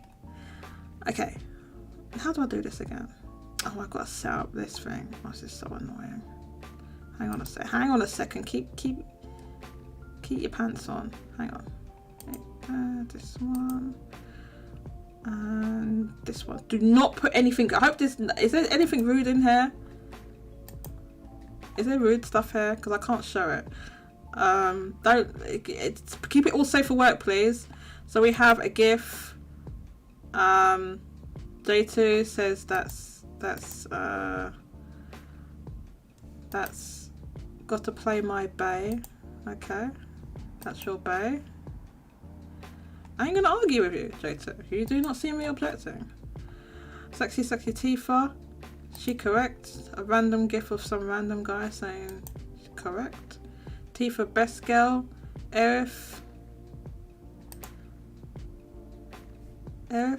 best girl. I don't know. We're not having best girl wars. That's not happening. Lots of leaks. That is you see, this is so funny though, but that is from an actual. They superimposed it on something, but that's from an actual video of this guy like selling this honestly, it's wild. If the product works as advertised, it's really impressive. But yeah, it's from an actual thing, and they've superimposed it onto this. I've seen that video. Small leaks. Xbox, what is it? Xbox, especially with full gameplay footage, no commentary, on New Moon demo for Reload. I'm not sure what that means. Full on gameplay footage is not good. Okay. Right. Okay. So they're having best girl wars, in this chat, and well, we're not having best girl wars here. All the girls are best girls. No need for war. Agreed. Okay. Well, they can't all be best girl, but whatever you say. I don't think so. I agree. Plus, if we did, it will never end. It will never end. At least everyone agrees with me about shirtless Sephiroth. I mean, because I never hear any arguments about that. No one ever argues with me about that. So I'm going to assume you all agree. And you'll definitely agree with me. They should have made a Player 2 shirtless Sephiroth amiibo, and they bloody didn't. They bloody didn't. But at least you could play him shirtless in Super Smash Bros. They had there's a shirtless option. It's sort of a Super Smash Bros. Ultimate. You can play with shirtless Sephiroth. It wasn't my decision to make him shirtless in that game. No. They decided to. Because you know he means business when he's shirtless. That's how that works. Right, who's joining me? I noticed that Scruffy. Oh god, here we go. Okay, so I need to comment. And as soon as you brought that up, Mousy, you brought it up, Mousy. You bought this thing yourself. Mousy has a thing from Majima from the Like a Dragon / Yakuza franchise, and she brings every now and again. Mousy brings this up. Okay, just low key, like thinking like Mousy has a thing from Majima for okay. I'm gonna look at some pictures of him. We're gonna get rid of that one. Oh no, is this gonna bring up not suitable? This is gonna bring up like stuff that's not safe. How do you spell Majima, for God's sake? Majima, is his name Majima Goro? What's his name? Majima what? I really hope this doesn't bring up certain things. Okay, you can't see this screen because it's covered up by the thingy where... Good. Just in case it brings up stuff that's... You know, it's going to bring up some certain stuff. You start looking for these, it brings up certain things. Mousy, do you have this? Mousy, talk about the cloud in the dress statue. I don't know, his face looks a bit dodgy, if you ask me. But, go on, Majima. Okay, Mousy, do you have this? I'm gonna show it on screen.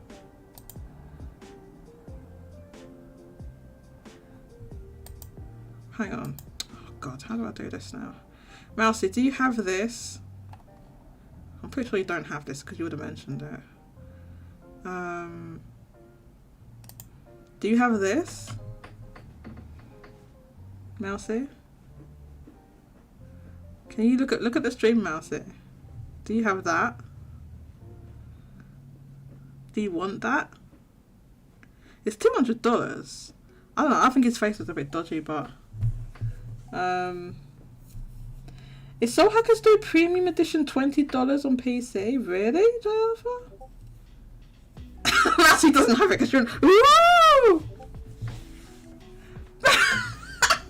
Mousy has a thing for his goddamn Majima from Yakuza / Like a Dragon. Yeah, he has an eye patch. But yeah, this one, he is shirtless. This is shirtless Majima. He's wearing his jacket on top of his shoulders in this statue. And he's carrying a knife. So, yeah, I think the face is a bit off. I agree, the face is a bit off. You think it'd be better because they're charging $200 for this. So this, I guess this came out in 2018. He's always shirtless, but he doesn't need shirtless with a jacket on top. But he's shirtless with a jacket on top though, right? Anyway, I need to hide this again because, like, I don't want it. It's gonna. When you search for some certain things on, it brings up stuff that's not suitable for work. Let's say that. So he's always shirtless, but he has a jacket on top. Scruffy Majima. Does he always have that eye patch on? So he's only got one eye. What happened to his eye?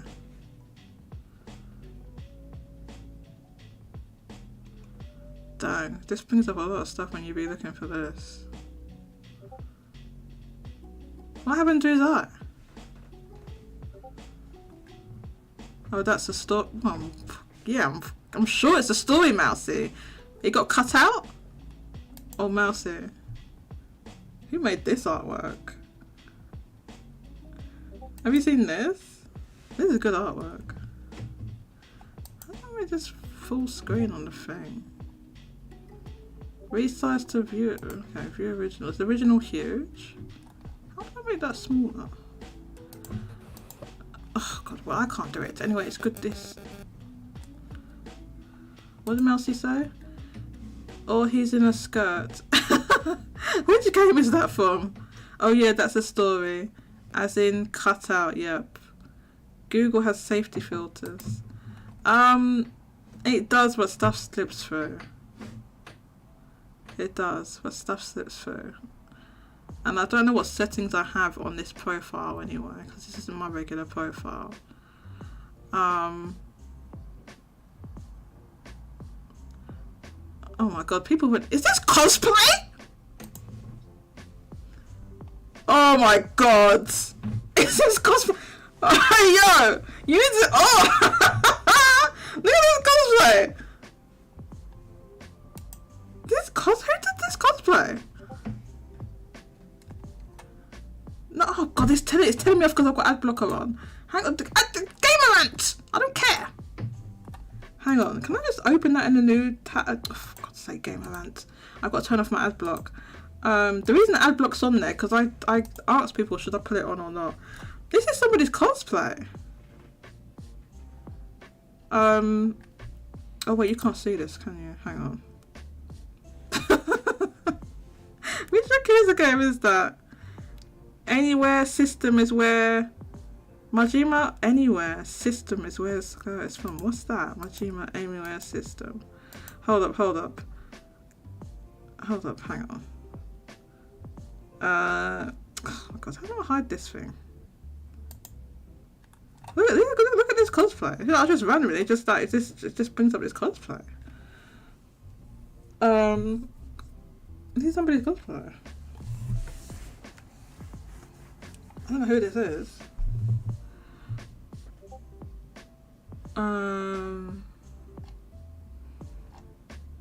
These are pretty good. Look, the Majima in the dress cosplay. This one. I think I don't know who these people are, but it's just telling you about this. Okay, this cosplay by Kisa Tamura. Which one is it referring to? This one, I guess. These are pretty good.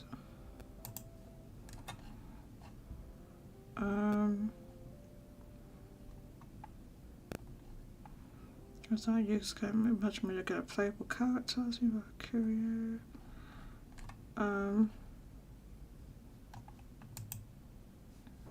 There's one at some sort of event, I guess.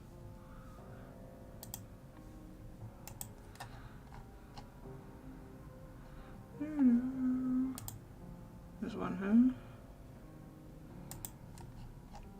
I like the first one, these other ones aren't as good. There's a lot of cosplayers. Ain't I red hot? Yeah, like this one. This one, they cosplayed this Majima cosplayed Majima in a dress. This one. This guy cosplays Majima in a dress. The beard looks drawn on though, I have to say. The beard looks like it's been drawn on. Apart from that.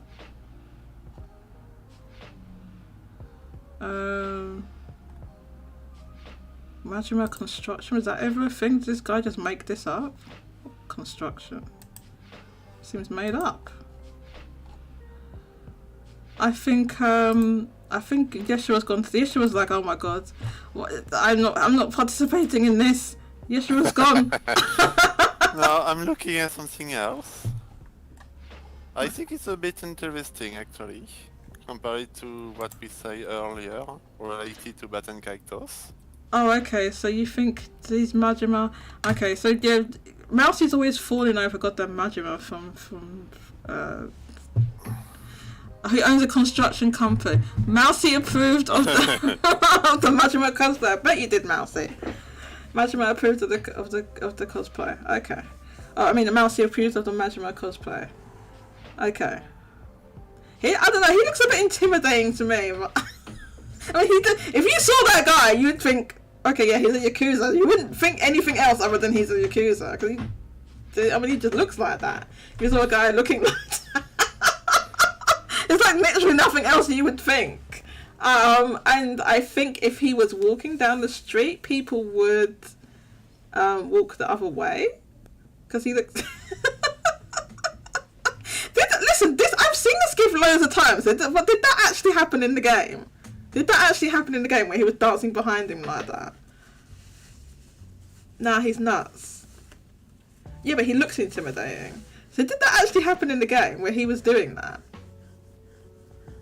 Or was it just a mod or something?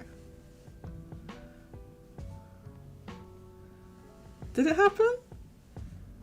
Majima Everywhere System. So there's a game called Majima Everywhere System. Is that what you're saying? It's the Majima... I don't know what that means though, Mousy. You keep saying Majima Everywhere System. What does that mean? I don't know what that means. Kinda. And he was dancing like that? Oh, it's a side mode. Okay. I don't know. He's kind of scary. He's kind of scary. Kiwami 1. Okay, is he supposed to be scary? He dances. I don't know, man. He's scary. You're saying he's a good character, though? Like, is he a likable character in the games? As opposed to say, listen, alright? What do you have to bring my man into this? Just out of nowhere! What's that got to do with anything? What the hell? Bringing my man into this? Why? Why? You don't think a dude with a big ass sword is scary? Sephiroth is scary, that's the whole point. He's supposed to be scary, but he's like sexy scary, you know? They just made him sexy scary. And you have to remember, Mousy, right? I did not design the goddamn character, right? They deliberately made him sexy. Blame goddamn Nomura. He designed a whole bunch of twinks for his games, so don't blame me.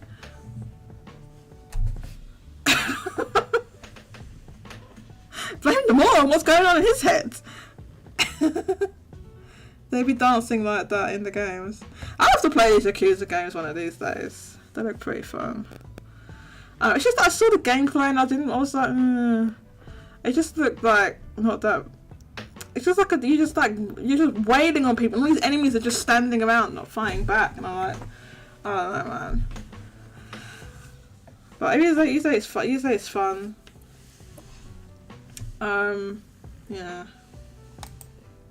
Okay, so we got sidetracked by Mousy. Yes. That was Mousy. I know 7's turn-based, but the majority of them are not. 7 is, and I guess 8 will be as well, but the majority of them are not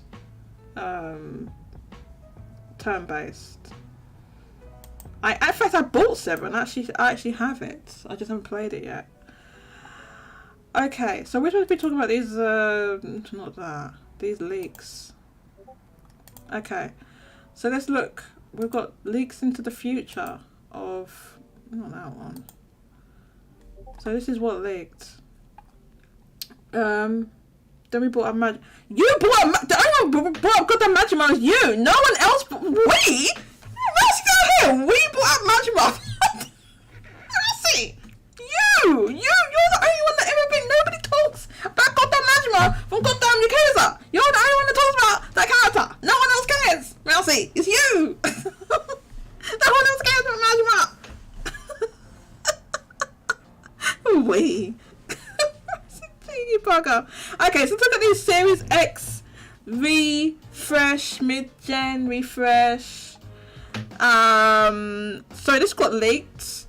So a digital only Series X basically that's shaped like a cylinder, as opposed to the current one, which is like a not a cube, but what's the word for a rectangle cube? A cuboid? I don't know, or whatever it is, rectangle. What do you call a rectangle cube? There's an actual word for it. I know there is. She went there. Who went where? Who went where? I need to beat the game before I play Like a Dragon Infinite Wealth. Or you just you need to beat 7, or do you mean you need to beat all of them? Because that would be me. I'd have to beat every. I mean, I don't have to.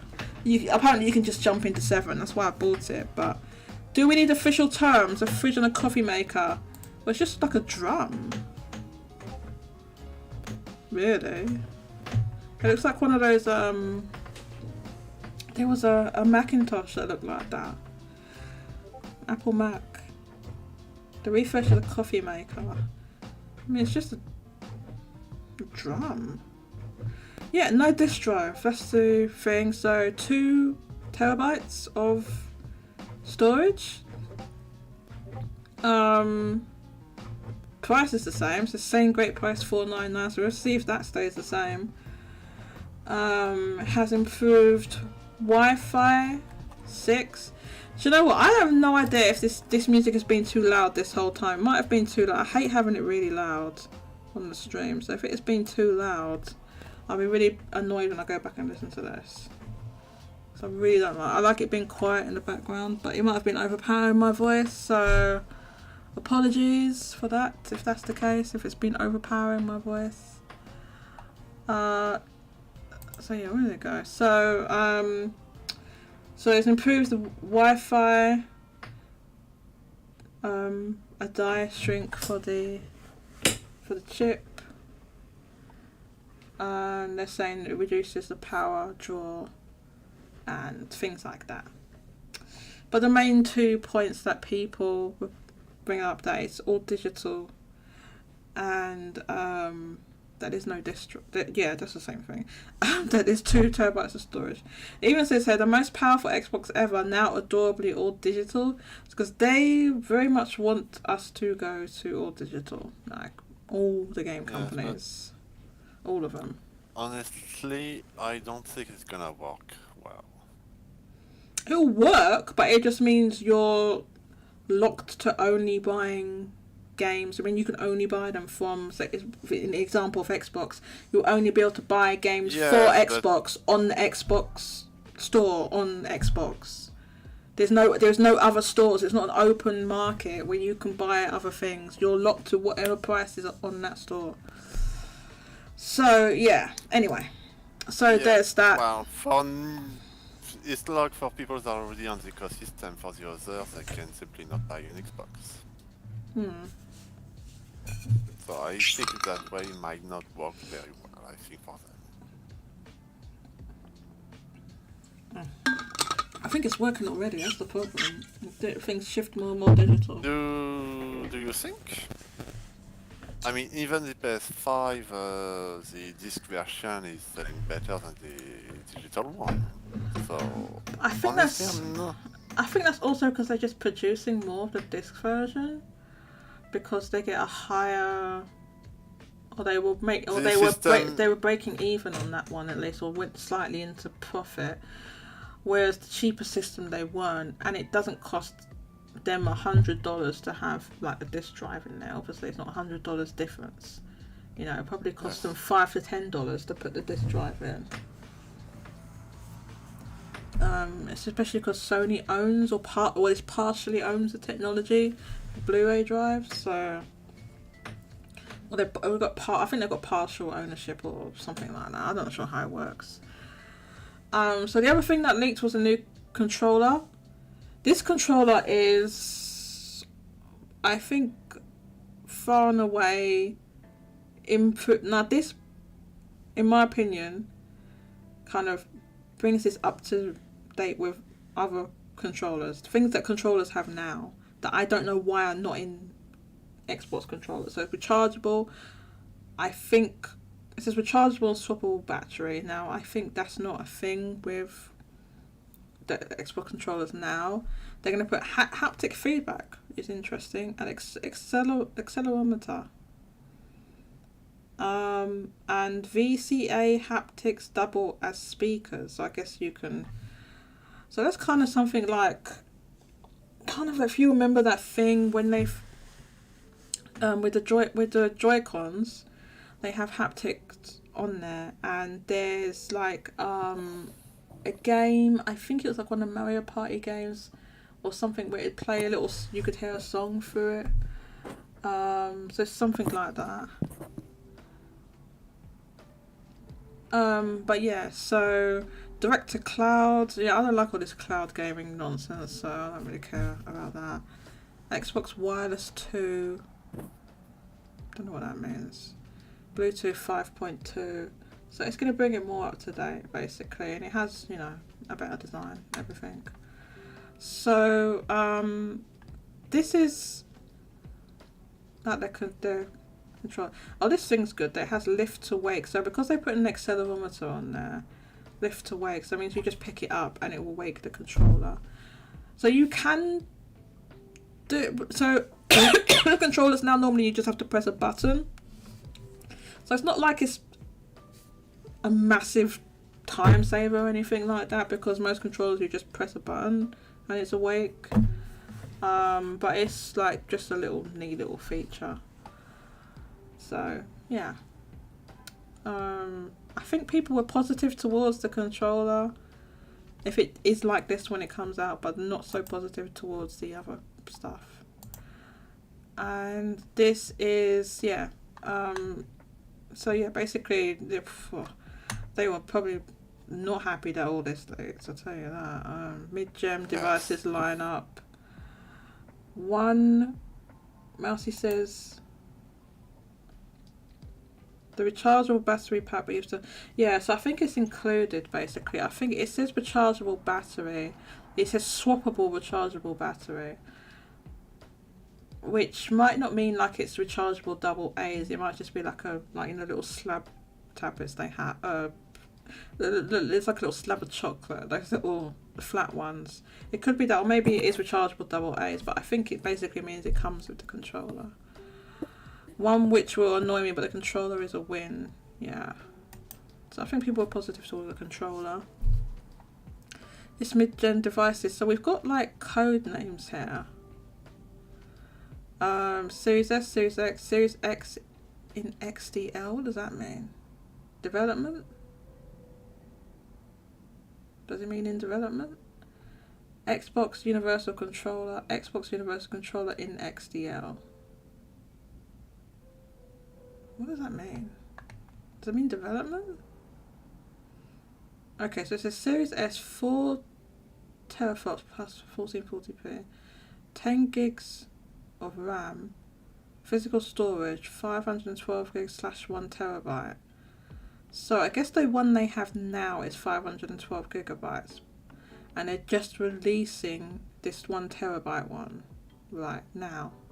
So those were already known about. What wasn't known about was this 2 terabyte Series X, all digital. So I think what you have here is the one that's already existing, and then the green is the new. The green is the new systems that aren't out, that weren't.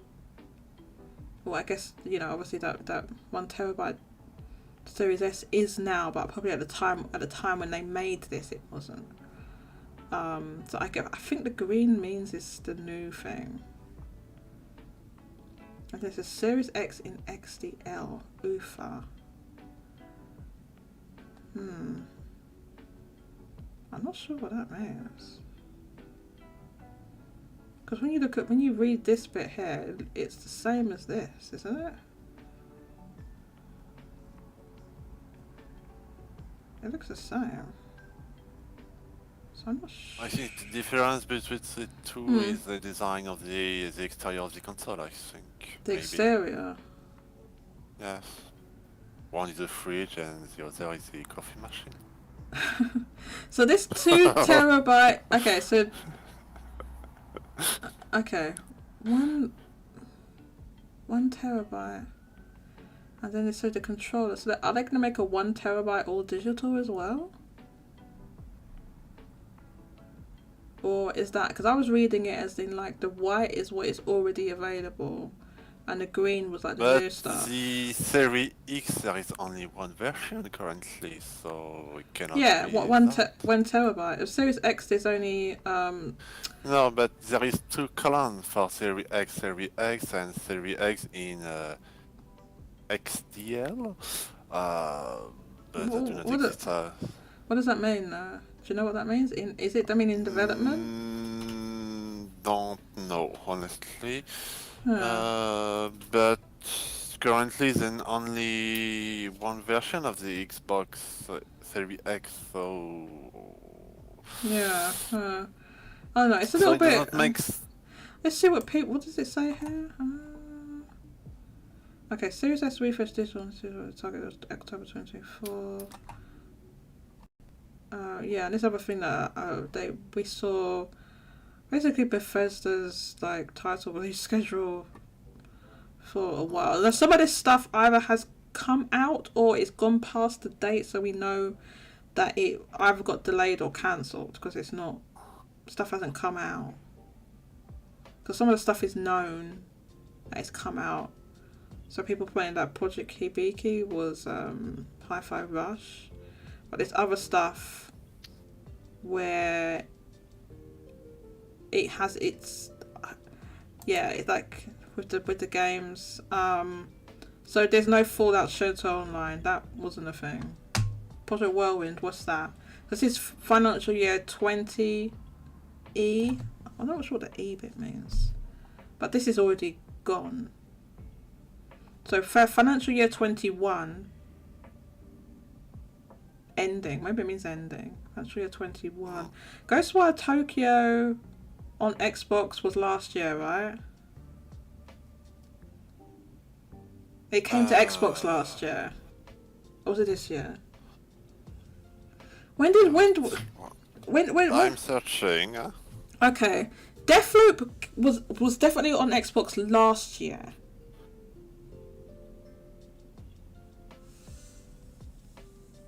Starfield came out this year. Actually, Ghostwire is this year for Xbox. Okay, so there's some of the stuff's been delayed. So it's got Starfield on here. So financial year 21 would be 2022. So yeah, Starfield was delayed by like a year. Ghostwire Tokyo was on Xbox this year, but this says financial 21, which means 2022. So that, well, it wasn't delayed though. And Redfall was delayed. That came out this year. Elder Scrolls, I don't know when that came out. Project Hibiki is Hi-Fi Rush, which came out this year. Fallout Worlds, did that come out? I don't know. Then it says financial year 22, which is 2023. Indiana Jones game, obviously that is not coming this year. It's not coming this year. Oblivion Remaster, that didn't come this year, but maybe it's coming, further down the line.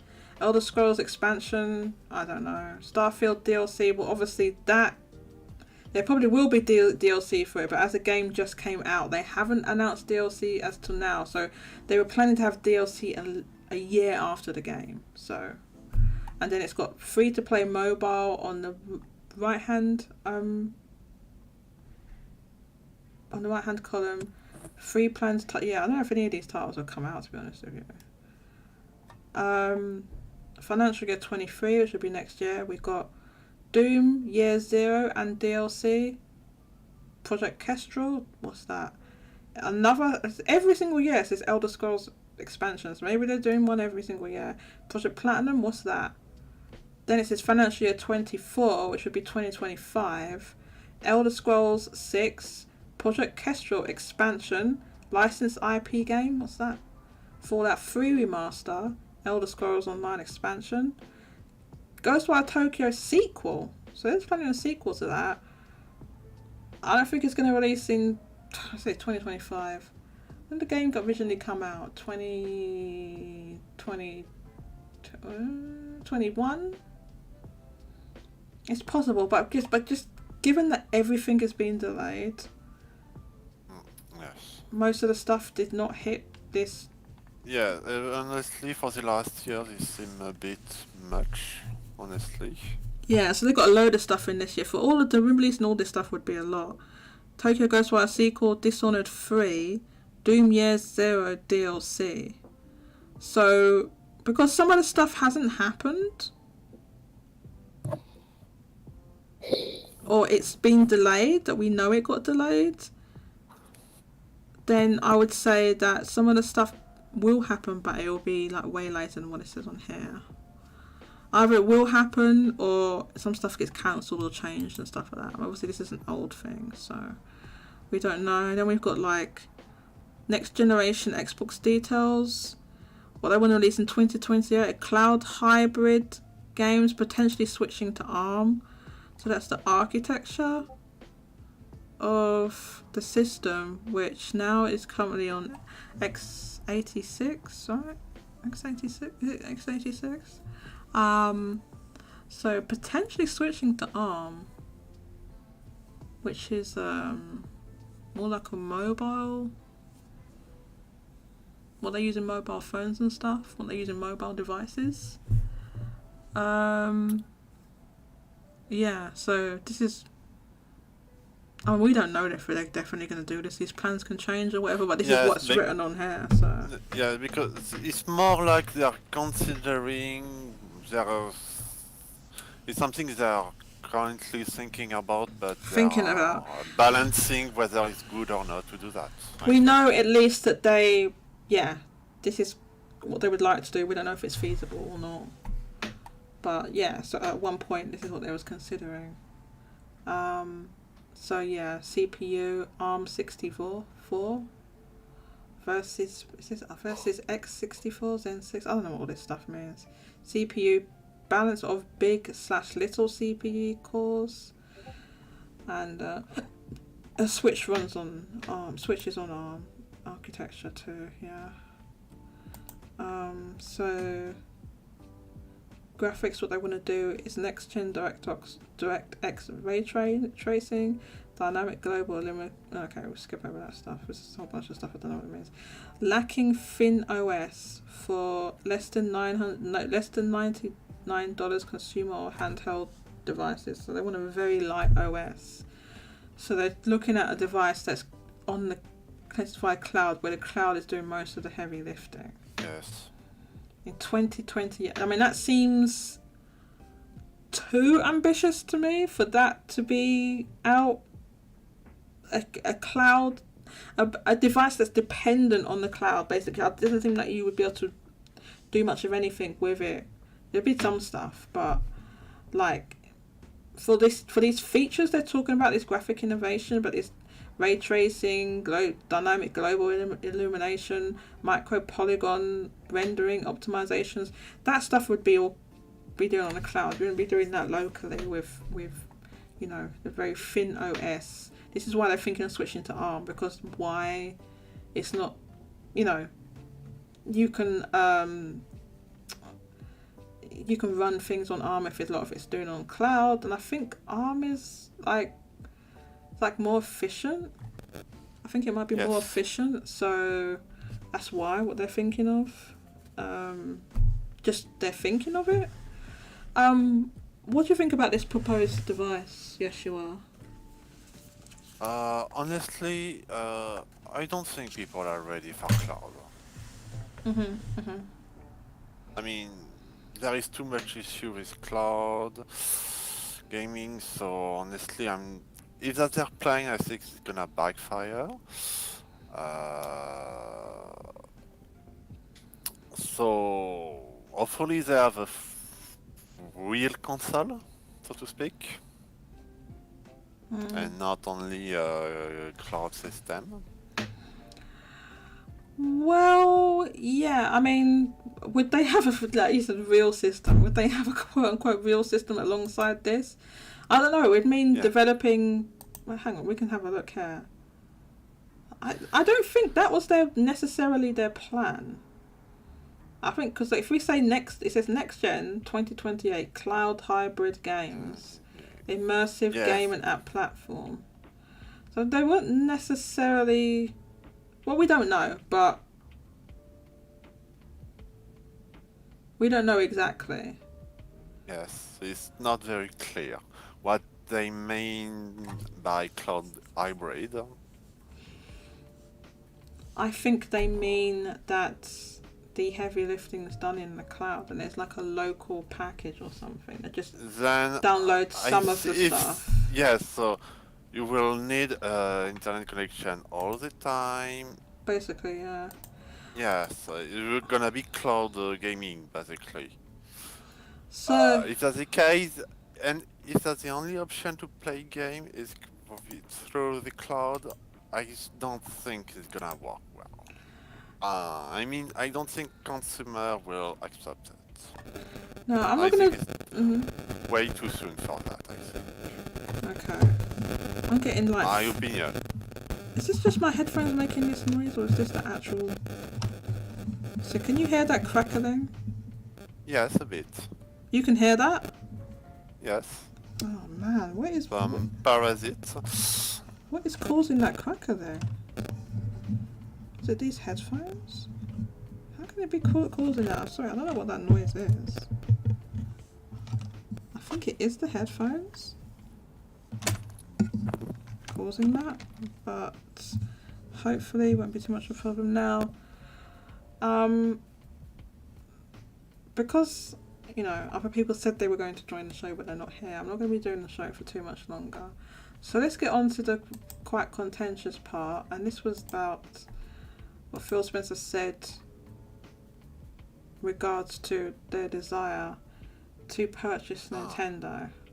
Now, I only have the cutout from, I don't know whether this is a full letter here, I only have this version of it, where it's being cropped. But anyway, he was writing to a couple of different people.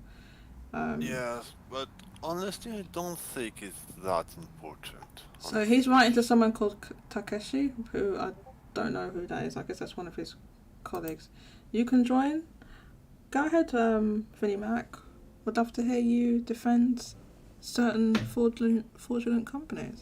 Would love it. Well, he's in the waiting room, so...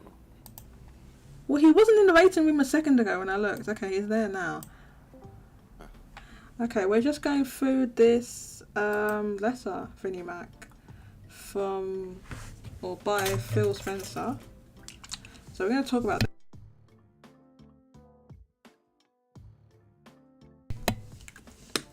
Right. So I'm going to read this letter and we can talk it through. Is that okay? We'll talk it through. So this is Phil Spencer. We know he's writing to someone called Takeshi. I don't know who that is, but anyway.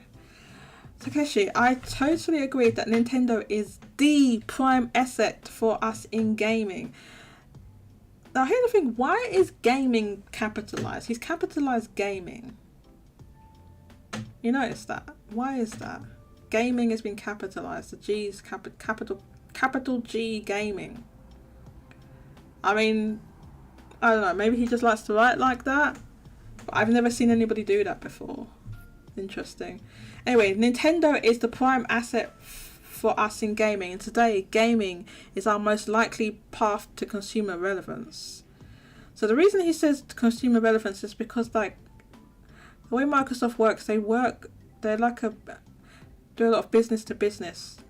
A lot of their business is business to business, not direct to consumers. So that's what he means. Like, I've had numerous conversations with the LT of Nintendo. What's the LT?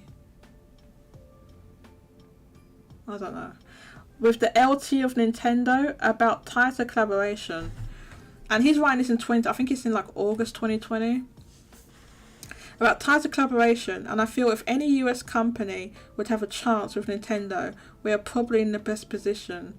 The unfortunate or fortunate for Nintendo situation is that Nintendo is sitting on a big pile of cash. They have a board of directors that has until recently not pushed for further increases in market growth or stock appreciation.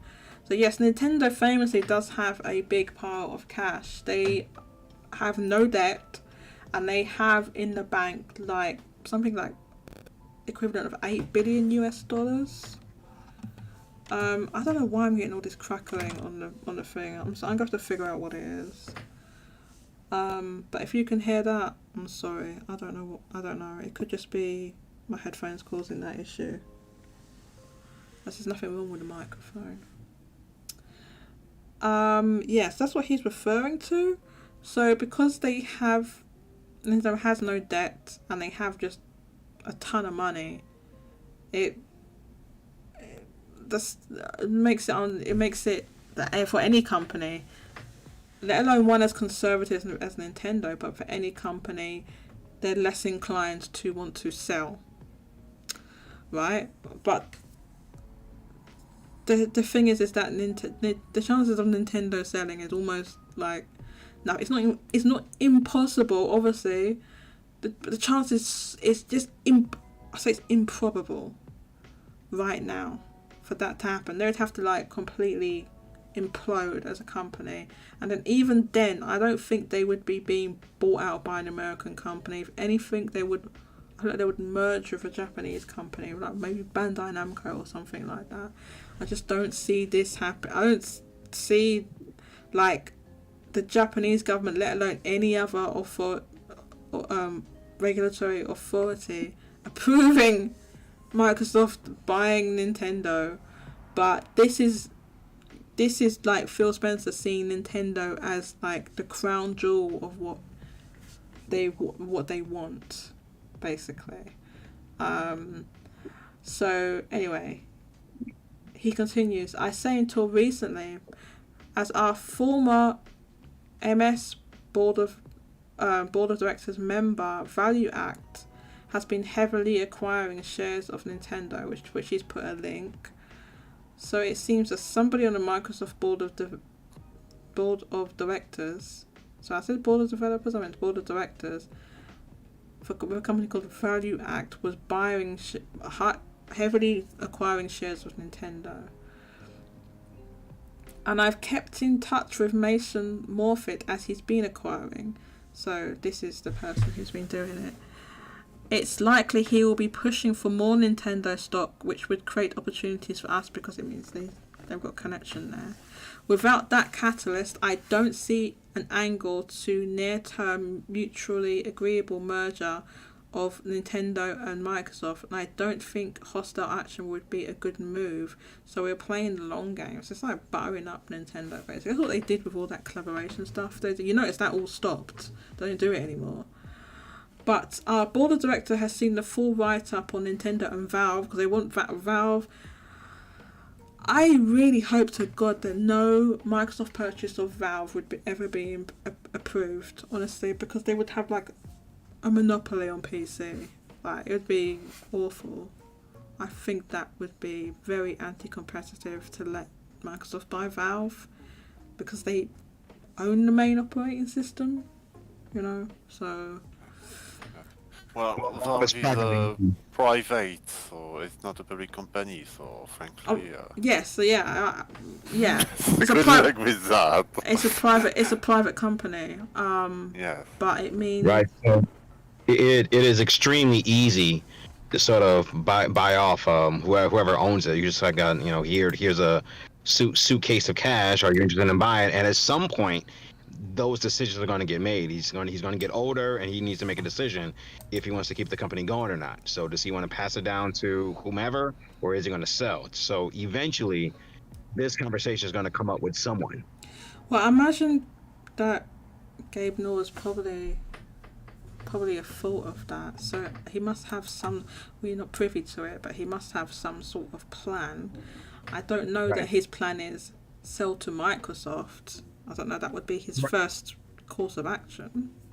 Right, but even if he passes it down to someone else or whatever, it's still a conversation that can eventually be made. You can pass it down to me. That doesn't stop me having a conversation with Microsoft, or you can pass it over to some venture capitalist. That's not going to stop a conversation with Microsoft from happening. So it is a little bit of a sticky wicket because it is a privately owned company. Now, unless they go public, that's one thing. Well, that's the other thing, yeah. He could take it public. As long as it is privately owned, it's very easy for Microsoft to swoop in. And I did want to talk about the Nintendo thing for just a quick moment. Go ahead. Let's pretend in some alternative Earth that Microsoft is able to buy out Nintendo. Well, Nintendo will cease to exist. You have a whole bunch of golden parachutes. Miyamoto, Azuma, Monolith folks, all the talent would just take the money and go. So all Microsoft is Yeah. left with is just the IP. So maybe, so I mean, the IP is still if valuable, but yeah, if you don't have the creative minds behind it, maybe, like, but you put, we know Mario, Zelda, these, legacy IPs are done by Nintendo. I can't envision another developer creating a Mario game, and it still has that Mario DNA. that's the Yes, thing. So They would give the IP that'll be an to probably interesting yeah. other experiment to think developers about. as well. But yes, but I think they take that into consideration when they say that an hostile takeover is not will not be a good move. Yes, they say a hostile takeover wouldn't be a good move. Yes, Their so best they are fully interest, aware of again, that. That probably in this wouldn't go down in well. this alternative Earth, the best interest for Microsoft would be to merge, because then at least you get to keep the talent. But Yes. if you go for any sort of hostile takeover, sure, I mean, sure, you do acquire the IPs, but there's going to be a bunch of golden parachutes. Everybody's going to take the money and go, and now you're left with like a rare situation. We have all these IPs, and nobody's going to want to develop it. Of course, you're going to find people to develop Mario. Of course, you're going to find people to develop Zelda. It's not going to be the same, but all the talent that makes Nintendo what they are will be gone. Yeah, and I feel like just like a Nintendo that's run by Microsoft, I feel like you're going to see what has. I mean, they've bought all these studios, right? Like, a few years back, and we haven't really seen the fruits of that yet. I don't know, and I feel like that is due to mismanagement, like as to why we haven't seen those games, and we don't know the quality of those games. Some of them might be good, but I mean, we don't really know. So I feel like we need to see like a game that was wholly like already just in-house beginning to end at Microsoft to see one of these games release, right? Because, for example, Starfield, I mean, that was obviously already started before Microsoft bought Bethesda. So what does an in-house Microsoft game look like these days, Right, and we're still waiting on that. I know Perfect Dark is one of them. Hellblade is another one. Yeah, all those So games, basically. So, I don't know. I do not think it would be good for Microsoft to acquire Nintendo or any other big publisher. absolutely, it would be good for them to do. Yeah, why not? I didn't say it wouldn't be good for them. I just said it wouldn't be good. I don't think it would be good. Oh, okay, yeah, it would be bad for the video game industry, Yeah, but it would be good. Obviously, yeah, it'd be good for Microsoft. That's why they want to do it. No, it wouldn't be good. It wouldn't be good for the game industry. It wouldn't be good for us. Well, so let's take a step back for that. So it's not good for the gaming industry because Nintendo, as of now, they still embrace that single A and double A video game market. They still embrace that. We can tell with who they partner with, what type of games they publish, and what type of games are in their direct. So we know Microsoft might, but we know PlayStation does not. So I guess the only thing we'll really be losing is that embracing of the single A, double A, and I hate using those terms, but the single A and double A style games. We may see a loss of that.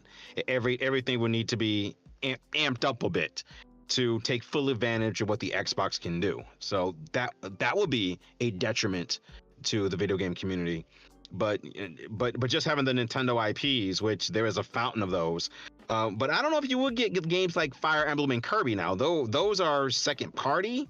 So I know HAL owns that. I think they partner with Nintendo on that. So there's an issue with that. Yeah, so Nintendo has partial ownership of that. They don't outright own those. No, they have. They share ownership. The ownership, so it's like Kingdom Hearts, Dragon Quest issue then. Yeah, well, Dragon Quest, Square Enix doesn't even own that at all. I don't think they own any of Dragon Quest at all. But I think it's the same in Kingdom Hearts. They don't really own it. The situation is complicated, but it would be like they would still have, if you purchased Nintendo, you would still have like, I guess, the publishing rights or whatever to those games. But it's, yeah, I mean, if that happened, even if we like, even if say the talent stayed and the software is intact, the first thing that Microsoft would do is that there would not be Nintendo hardware anymore. It'd all be like on this cloud thing. They wouldn't be like, they wouldn't keep that. They'd be doing this cloud thing. There wouldn't be Nintendo hardware anymore. Even if the software were mine, there's no way they would keep making something like a Switch. Right. Well, I mean, they wouldn't. Well, that depends, because on Xbox's roadmap, there is a handheld device. So Yes, again, but- in my alternative Earth. Yeah, but they- I think their But handheld it's device cloud only. it's like It's a cloud cloud only. device. So it says at the end of this email that Phil Spencer sent out, one thing he says, it's just taken a long time for Nintendo to see that their future exists off of their own hardware, a long time. So yes, a Microsoft that bought Nintendo would not have Nintendo hardware anymore. It would be on their cloud device or something like that. They wouldn't be. Well, the only reason I push back is because Microsoft in that leak, there is a roadmap of what they want, and in that roadmap, it does show a handheld device. Yes, but But it says next gen, so cloud only, cloud hybrid. yeah, I think it says cloud. Where was it? Was it this bit? In OS? Not that Yeah, one. Part of the lower- same leak. It was part of the same Yes. leak. It kind of roadmap all their different hardware and software and plans for all that. And I remember it saying, I Yes, remember that's one. seeing cloud, and I remember seeing the term handheld device. I don't know if they were connected. And I or not. think the pyramid thing maybe you're talking about had it was crossed out. Well, not crossed out, but like it's the first of this tweet. Go through the left image. what, this? The The first the one? yes. That was the Teen OS, lacking Teen OS for that was Yeah, the it says image. lacking Thin OS for less than $99 Handheld device. consumer or handheld devices. So So a device they're the- selling for less than $99, Finny Mac, with this Yes. Thin OS, it's not going to be so it's not running the it's not games a full low. system. It's not going to be Yes. running the games locally. It's going to be cloud, which is cohesive hybrid compute. So it's not going to be running any games locally at that price with a Thin OS. You see what I mean? Well, yeah, it's all imaginary because it's not going to happen. But I'm just going off in this fictional Earth Yes. where Microsoft did acquire Nintendo. If we were to apply their roadmap, it's not impossible for Xbox to come up with their own handheld device for handheld gaming. And Yes, then but they if- just incorporate Nintendo IPs into their own Xbox IPs. Yes, Right, but at that point, do you so think- but the thing is, if you're making games for a hand, you've got the same issue you have now, right? That a handheld can never be as powerful as like a full system that you're plugging into the mains. So you'd still have to scale it for that. Whereas with this cloud thing, which is what they want, this cloud hybrid thing, you'd be doing most of the heavy lifting in the cloud. Therefore, you could probably make the game be like, similar to what you whereas that's not what Nintendo's doing. Nintendo is like the whole game runs locally, but obviously with some of these leaked things we've heard about, that is for the next system they'll be using some DLSS technology to upscale the games. This thing seems to be we're not saying this is going to happen. We're just saying they had plans at some point. No, this is their vision. Okay, this is their vision. It doesn't mean it's going to happen. But yeah, they want cloudbid. I made up a new word. I'm so tired. Sorry. They want a hybrid cloud device that has some sort of computing locally, but most of it is not, because they want to sell it for less than $99. This is $99 or less. which is very, very, very cheap. Very cheap. For that. So it's consumer or handheld devices. So yes, it could include handheld. But yeah, I think it's, if you want to make games that the games that you're making for to be all like rendered locally versus something that's in the cloud, then you got very different things. Because but you still got like restrictions. Even a device that's in the future, it's a handheld device in 2028 is not going to be as powerful as a standalone box or PC that plugs into the wall in 2028, even if it's more powerful than what we have now, you know. So yeah, anyway, I've lost my train of thought, sorry. Finny Mac, what was you saying? Is Finny Mac there? Finny Mac, are you there? No. I was done with my thoughts, so I just wanted to talk about in this fictional world where Nintendo did merge or get bought out by Microsoft. Just what that scenario looks like. So I moved on from that point.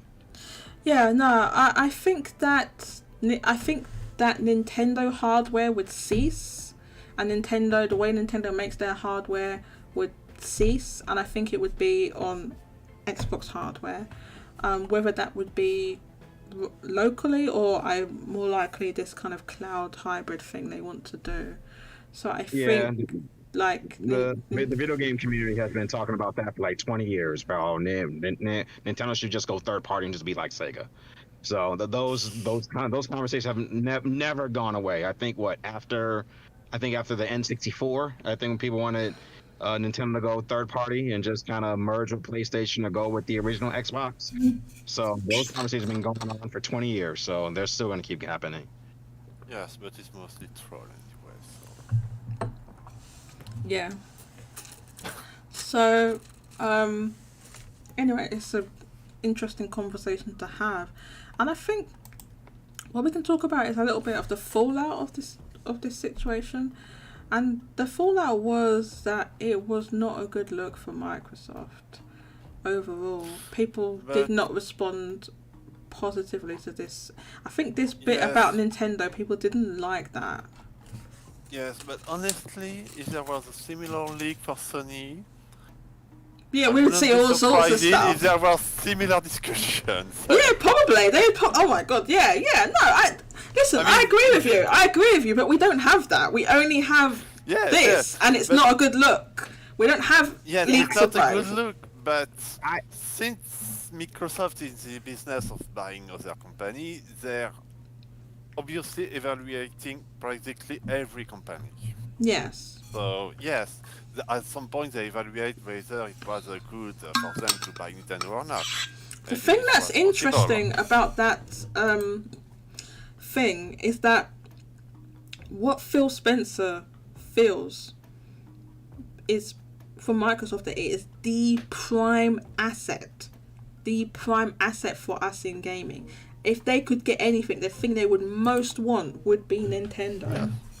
Well, it's the most iconic video game company, so yes, it's a prime asset. Yeah. So I look at this in two ways. Yeah. One, none of us should ever side with a CEO or think that any CEO is on the Commodore side. So I understand that Phil Spencer, Reggie even had this, Sean Layton. I know they come off as friendly individuals, but there are reasons why they're in those positions. So at no point should any of us really think that a Phil Spencer is kind of on our side. It's just PR speak. He's going to say what he needs to say to get people in. But that's the first part. So it's a smile, but he's a businessman. The second part is all businesses do this. So, I strongly believe that even Nintendo, and Nintendo talks about the Nintendo DNA and all that, and we don't buy companies. But I'm sure in Furukawa's, in this Nintendo era where the cost of one game can shut down a developer, I'm sure even he's getting passed over. Watch out for this publisher, watch out for this developer, keep your eye out, let's partner with. I'm sure those emails are going back and forth. Yes. So I don't fault Microsoft and Phil Spencer for having these conversations. I expect Jim Ryan, Phil Spencer, Furukawa, I expect these other conversations to have. So I would not be surprised if a Nintendo came out and said, "Hey, take a look at Square Enix. They sold their Western division. Let's pay attention to them. They may be a good asset in the future. Let's be buddy with them." No way. I don't. Nintendo would buy Square Enix. But sure, that's true. But they would not spend that. Okay. Yes. Okay. Yeah. Maybe. I don't even know if they have. Basically, as a publicly traded company, like Nintendo has to be open to mergers and acquisitions. So they have. Right. I mean, they've never said we're never buying any companies. They've never said that. They've said like they're open to it and evaluating and stuff. But yeah, they have to be because it's a publicly traded company. But I think their actions are they haven't done much of it. So they're probably not that interested in doing a lot, or on the scale that we're seeing with Sony and Microsoft really ramping it up. Nintendo hasn't ramped up. They haven't ramped up, if you see what I mean, yeah? Yes, but they are not, because I think they are making the evaluation. They consider that it's simply not worth. That's why they are not doing it, I think.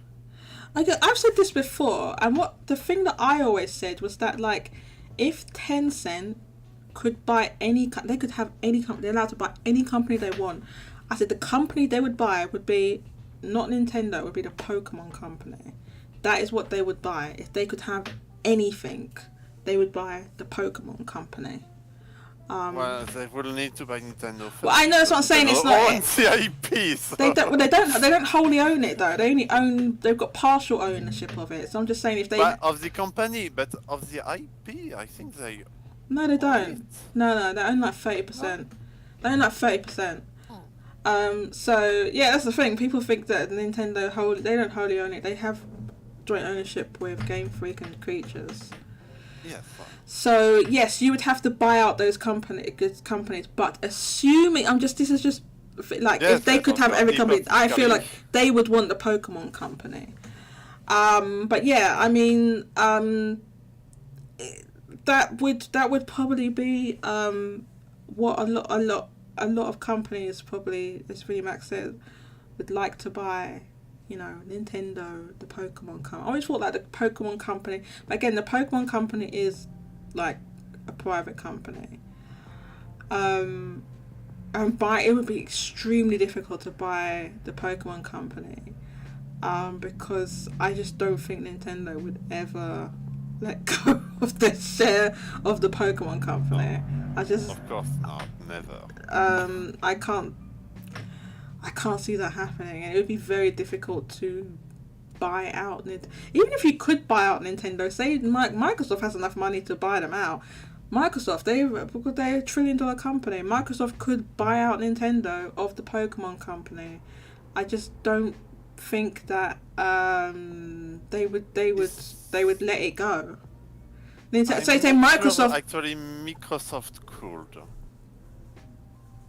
I mean. Well, why couldn't they? Why couldn't they? The Japanese government they go to the sorry? The Japanese government could block it to begin with. It's a privately but hold up, it's a privately owned company. No, there is even if the public company, the government can. All right. Okay, let's just say that they don't block it. But I'm just saying it's a hype because they could block anything. Nintendo can make move to. Because it's true. If you could make their value higher. If you could just if you could just go and buy any Japanese publicly traded Japanese or one of these big companies, if you could just buy them all willy-nilly, wouldn't like Tencent and NetEase have a load of them by now? But it hasn't happened. So it can't be that easy. I'm not saying it's impossible. Yeah. It's just probably not that easy to just go and just buy them like that. But let's just say in this thought experiment, right? I'm saying in this thought experiment, Microsoft has enough money to buy out Nintendo. Right, of their share of the Pokemon company, they have enough money to do that. Right, so listen, I don't know how much a Pokemon company is worth, but let's just say it's worth. Oh god, I don't even know. I have no idea what that would be worth. Let's just say 10 billion. Let's say 10 billion. I think it would be worth than more 10 than billion. that. I mean, It'd be worth more than 10 billion. Billions for Minecraft Say the Pokemon, the entire Pokemon IP. I think the Pokemon IP is worth more than honestly. Minecraft. Right. Yeah. But the entire thing, the entire IP. Experiment, though. Yeah. So let's just say like 100 billion, just to make a round number. It's 100 billion, and Nintendo owns 33.3 billion of it, right? Microsoft has enough money to say, okay, it's 33.3, here's 70 billion, we'll have the share, thank you very much. They could, in theory, I'm saying in theory, but obviously it's not going to happen, but like if they went to Nintendo, if Microsoft went to Nintendo and said, right, we'll pay you 70 billion, we'll pay you twice what your share's worth, Nintendo as a company, I mean, they have to take that to their board of directors. They have to take that offer seriously. They have to look at that offer and say, look, we're going to be paid.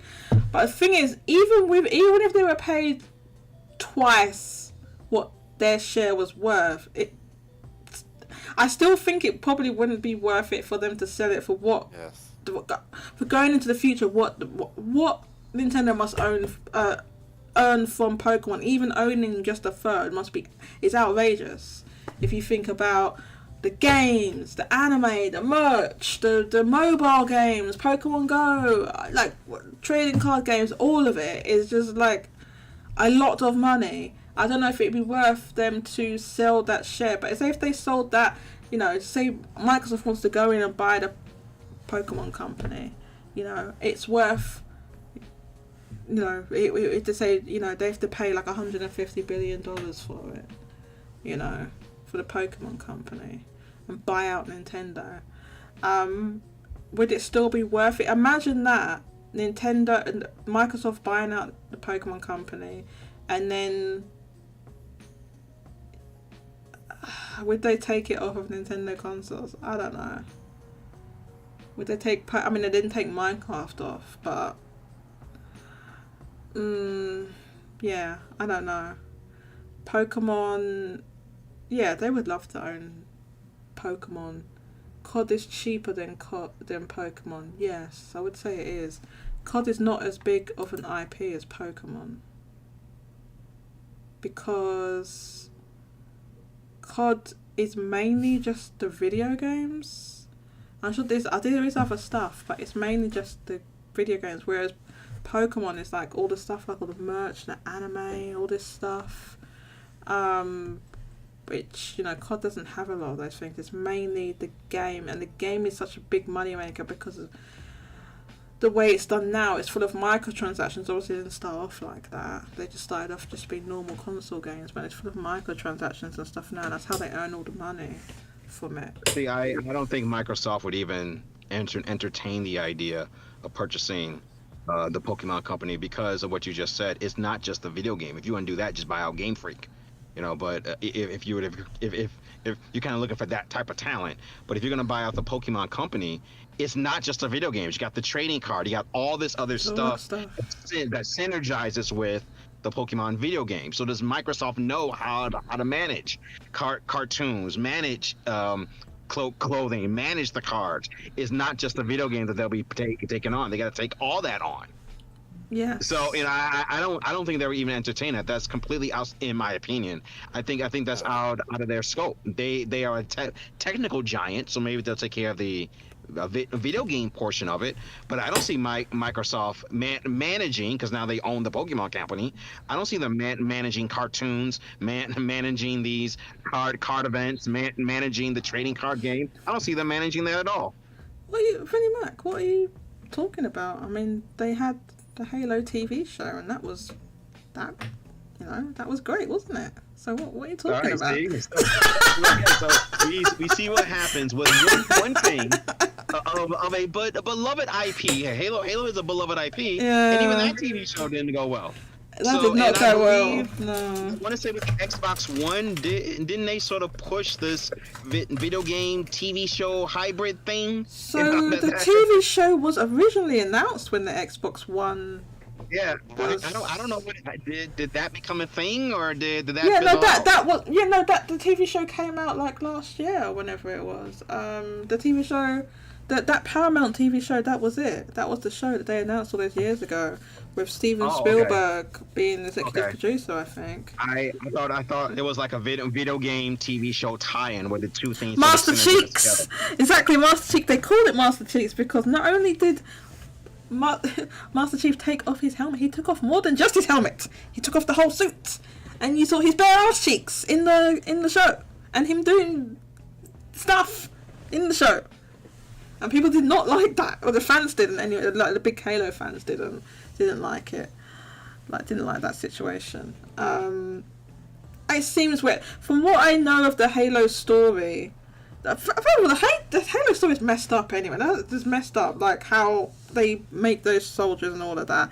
Yeah, Master Chief is like, yeah, he's like almost like asexual. He doesn't have any. It's kind of, I don't know, man. Like, it's kind of sad actually that was those soldiers they're brought up like that, and they're kind of like they don't have full lives really, do they? That's what it seems like. Yes. I don't know the Halo lore, so. Oh yeah, you should look that up. I'm not like, someone would have to, I didn't have a big Halo head to come on here. Where's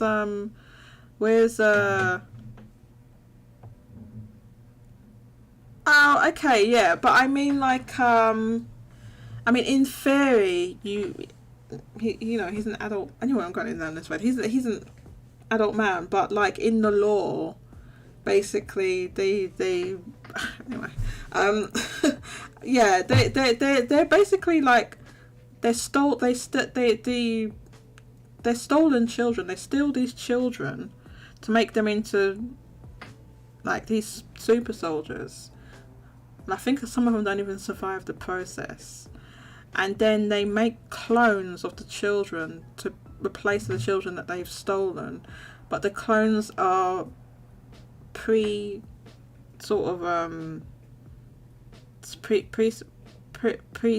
to die after a couple of years after they've replaced them, and then they raise these children. They're just these super soldiers, and that's it.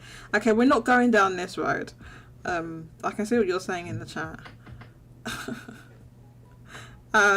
Yes, we don't think of those characters like that. So I don't know why you are thinking of those characters like that, Mousy and Vinnie Mac. That's on you. That's what's going on in your own head.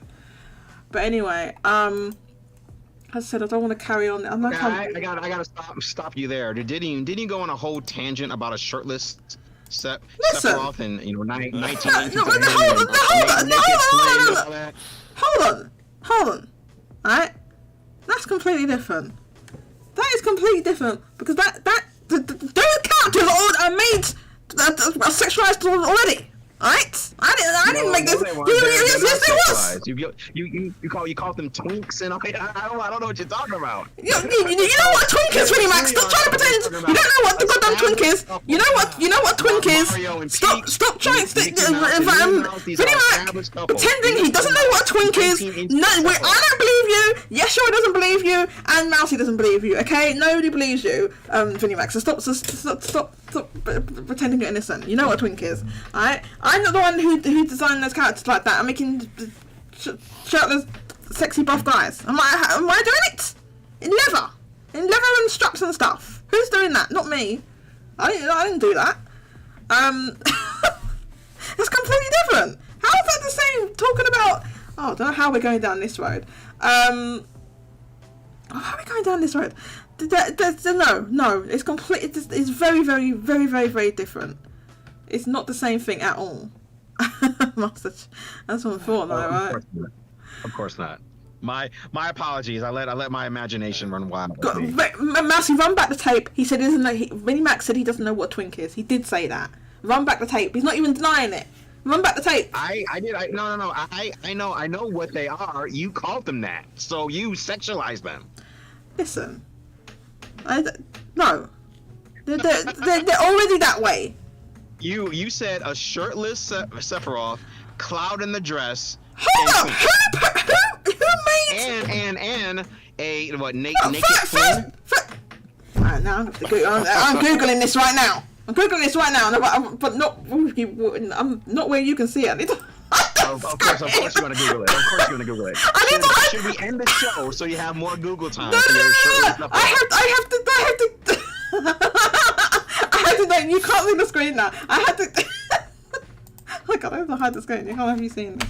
SMT. This is the thing. Listen, the Flynn, the naked Flynn. What is it? Naked Flynn. He's naked on the front cover of the goddamn book. Of the art book. He's naked. It's not me, it's not a thing. Naked Flynn for the win. Oh, actually, it didn't. So you are sexualizing him then? Okay, the stuff it brought up wasn't that bad, actually.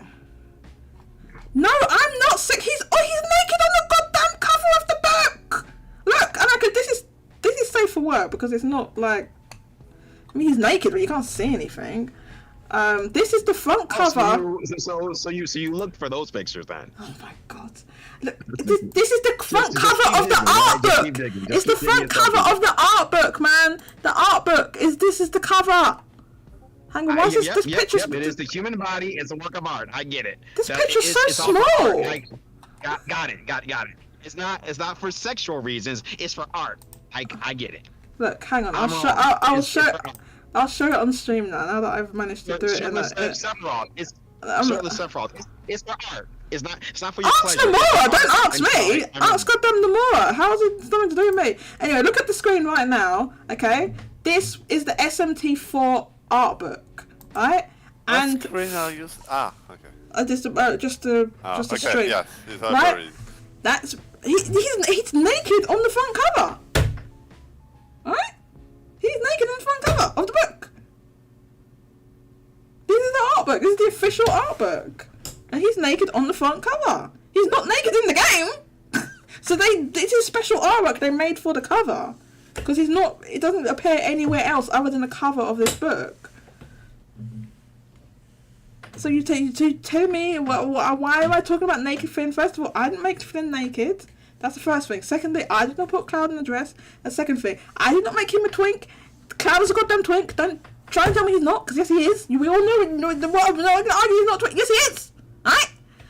Sephiroth is shirtless in the goddamn game. Play Final Fantasy VII, the original game. He's shirtless in that game. Why is he shirtless? I don't know. He just is. Shirtless in that game. Why? There's no reason. He's just shirtless. They just make him shirtless. So. Okay. Those are my creative decisions. I stand corrected. You're not doing anything nefarious. It's for art. It's for art. Look at this. Look how artistic this front cover of SMT4 is. This is extremely artistic. This is a thing of beauty. Naked Flynn is a thing of beauty. Uh-huh. Why would I not want Naked Flynn? Right, rest my case. Exactly. So he's not disagreeing with me. So there we go. Naked Flynn. Alright? So there you go. It's not me who made him naked. They put him on the art book. Why is he naked on the art? Now, I'm sure they have their reasons. But he is not naked in the game. This artwork doesn't appear in the game. It's only on the cover of this book. This is the only place this artwork, and it's the official artwork by the character designer Doi. It's signed by him in the corner. 2013. She called me out. I did call you out, exactly. I called you out because you tried to accuse me of making up Naked Flynn. I did not make up Naked Flynn. This is official artwork. This isn't like fan art or anything. This is the actual book. Mm-hmm. So, yes. So there you go. It's the actual book, and he's naked on the cover of the book. Got it. You made a point to tell us Flynn is naked a lot so far in this thing. It's not me. I didn't have that decision to make him naked on the cover of the goddamn book. Right. Now we've got that cleared up.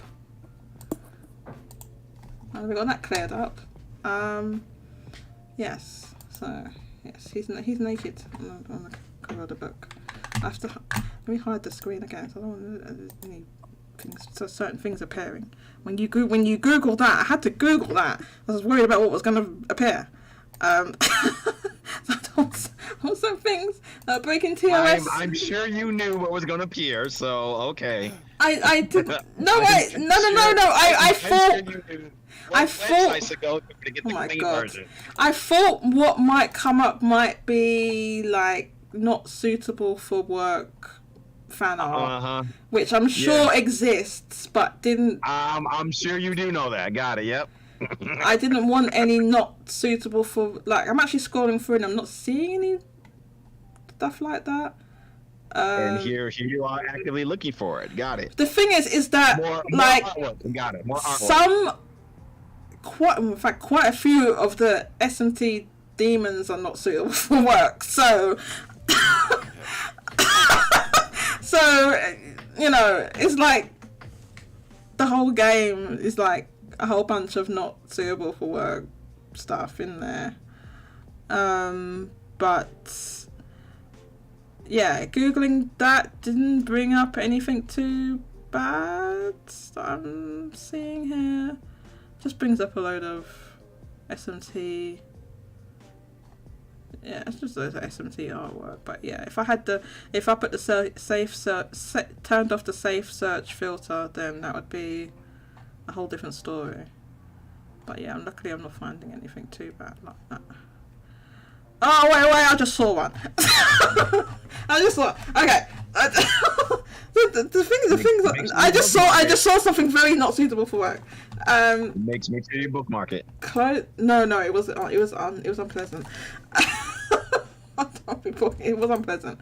No, I will not be bookmarking that. Instead, what we'll do is we'll be looking at this picture here of Shirtless Sephiroth. Just look at that.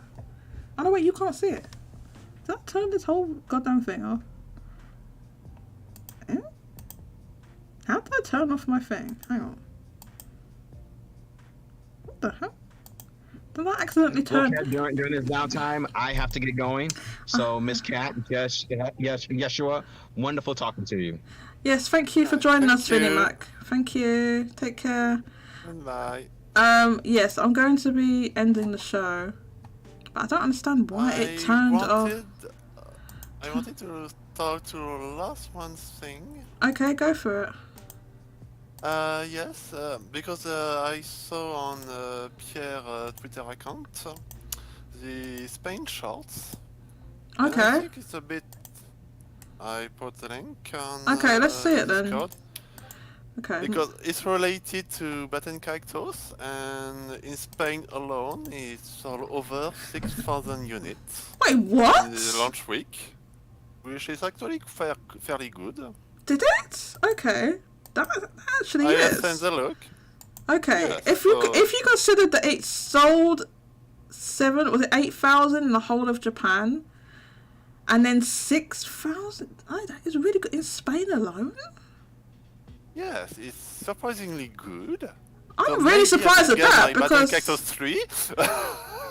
Well, I don't know. I wouldn't go that far. I wouldn't go that far, Yeshua. But if it, yes, I would not go that far. That's very good, because if it sold that in Spain alone, then you got to think about what did it sell in the whole of Europe. Better in France because because France is quite. Nintendo's quite popular in France, so... Yes, and Batten Cactus is fairly popular there. Is it really? Damn! Yes. I recall in France there was a magazine, a gameplay RPG. For the Japanese version, when it released, there was a 20-page review. Okay, so... Yes, there was a lot of hype for Batten Cactus back then. Oh, really? Okay, so this is wild, because the games below it are, sold way less.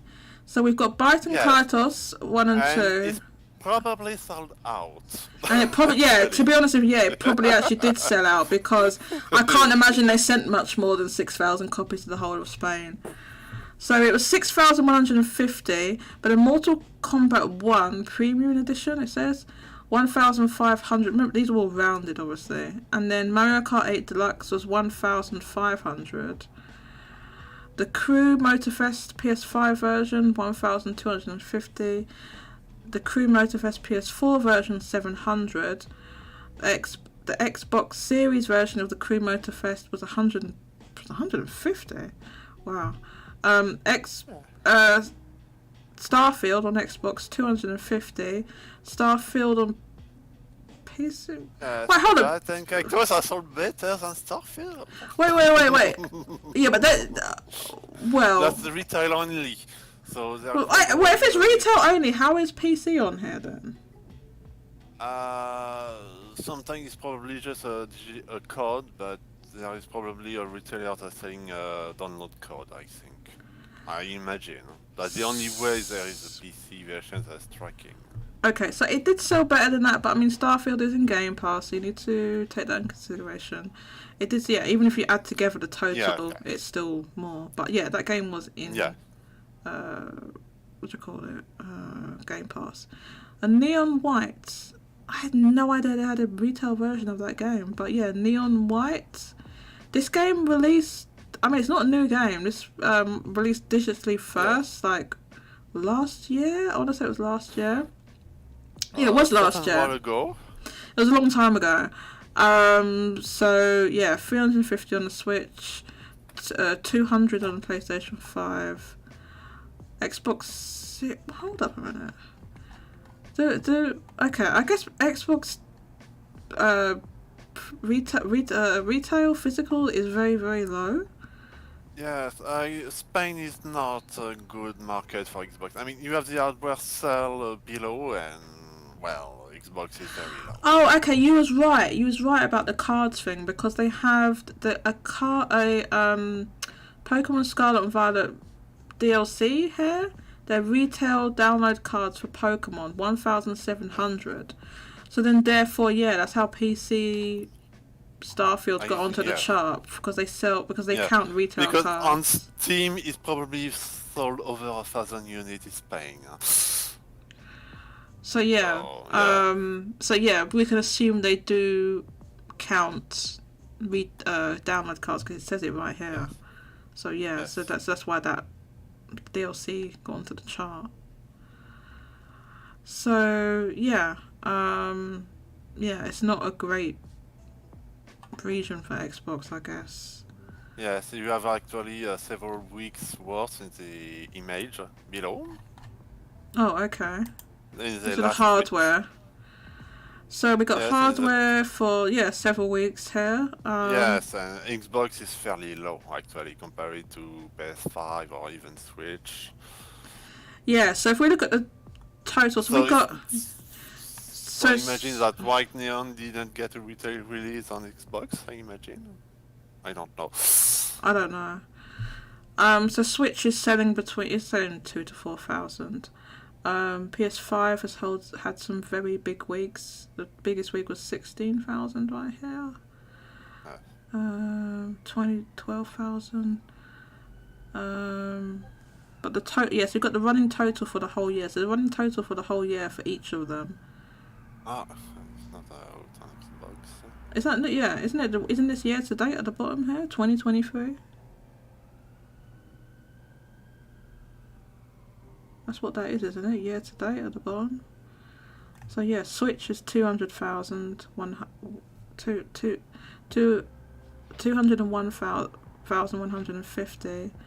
PS5 is 269,940, and Xbox Series X and S is 32,450. So this is quite a big gap between Xbox and the other two systems. I mean, the Switch is really old at this point. So anyway, this at the bottom should be the year to date, I think. And then this. Yes, I think it's up to date for the year. Yes. Yeah. So then the other direction, I don't know which axis would this be. This would be y-axis. I don't know. Anyway, the rows rather than the columns. The rows is the total for the week, for each week. Yeah. So so all the hardware and all the whole year, all the hardware together, It's 503,000. 503,540. So for the whole year. So it's not a crazy amount of hardware that sells in Spain, but Microsoft is not even 10% of it.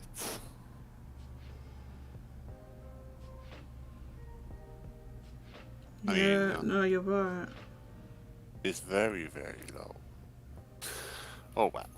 But the main point is Batten Kato's doing good. Yeah, you're right. No, sorry, because I'm really tired. I had to really think about when you said the I was like, wait, what's 10% of 500,000? I had to think about it. That's why it's like,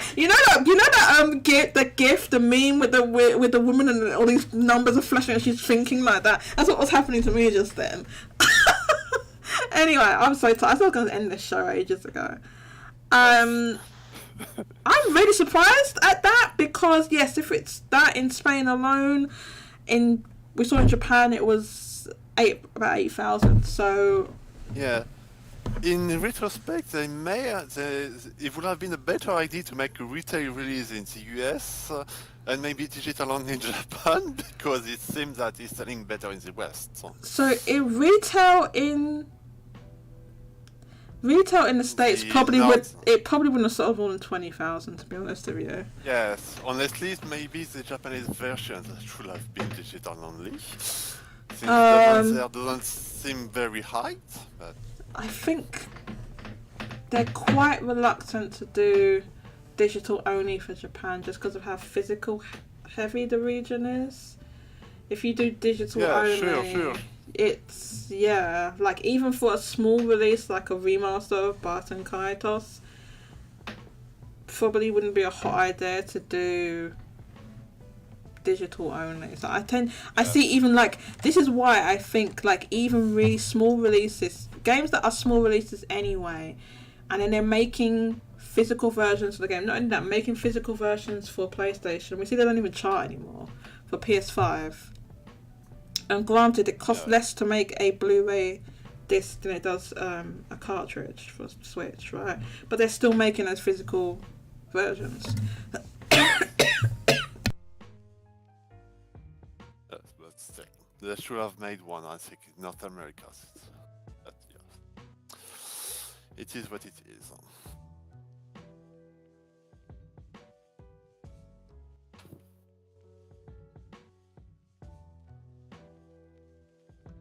Sorry, my throat has got a bit irritated and I went into a coughing fit.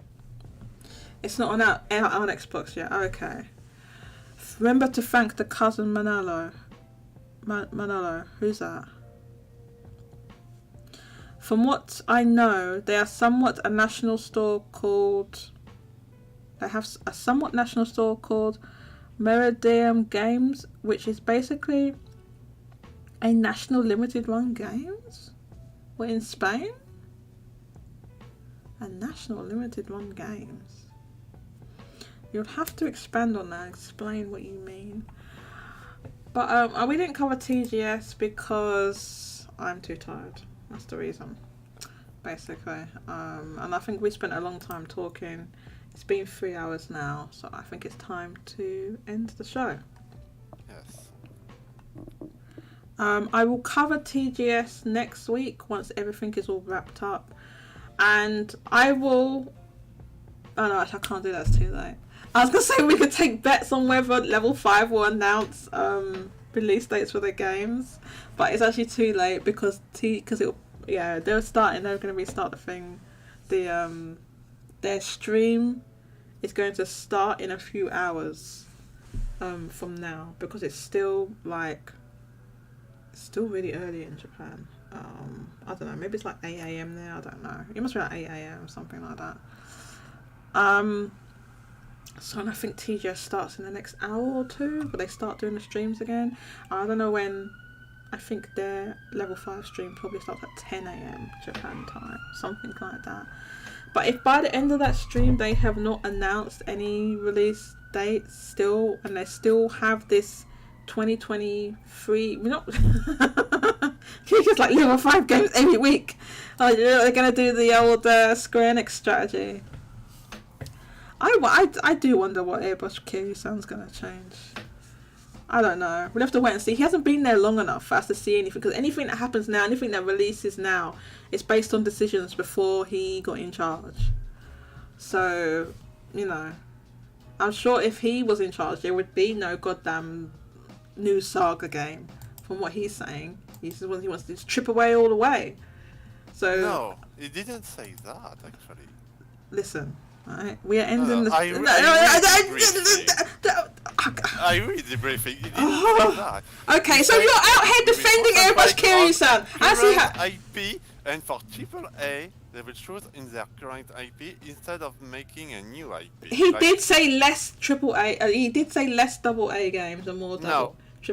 He did. No, he didn't say. He didn't say. No. He didn't say it in the recent thing. He said it in the last thing, not this recent thing that just came out now. He said it, but he said it before. No. Yes, he did. Nothing. Yes, you are. He did. No, it's not in it. Oh my god, this man's arguing with me. He said, Mousy, the link. Mousy, give me the link. He did say that. There is no Square Enix link. No, he said. Original source Oh my that god. was David Gibson. He said that it was in the investor brief, and when the investor brief was officially released, there was No, it wasn't David Gibson. David Gibson wasn't the source for that thing. I'm sure that was in there. It was not in there. Oh, maybe I'm wrong then, but I'm probably not wrong. No. I'll find it later and I'll post it on this. I'm probably not wrong. I'm probably not.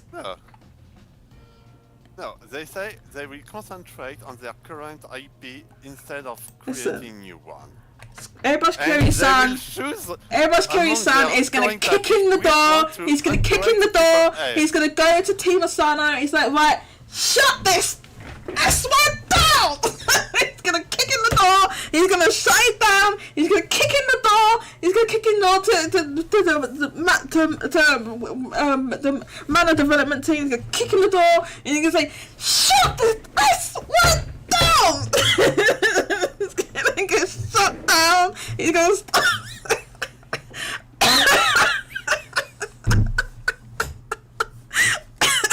Are you talking about Yoshida? He's definitely gonna do that. He's gonna kick in the door to all these AA games. He's gonna kick in the door. My god, then what's it called? Saga. No more Saga. No more Mana. All this game's shut down. It's all gonna stop. So yeah, that's what he said.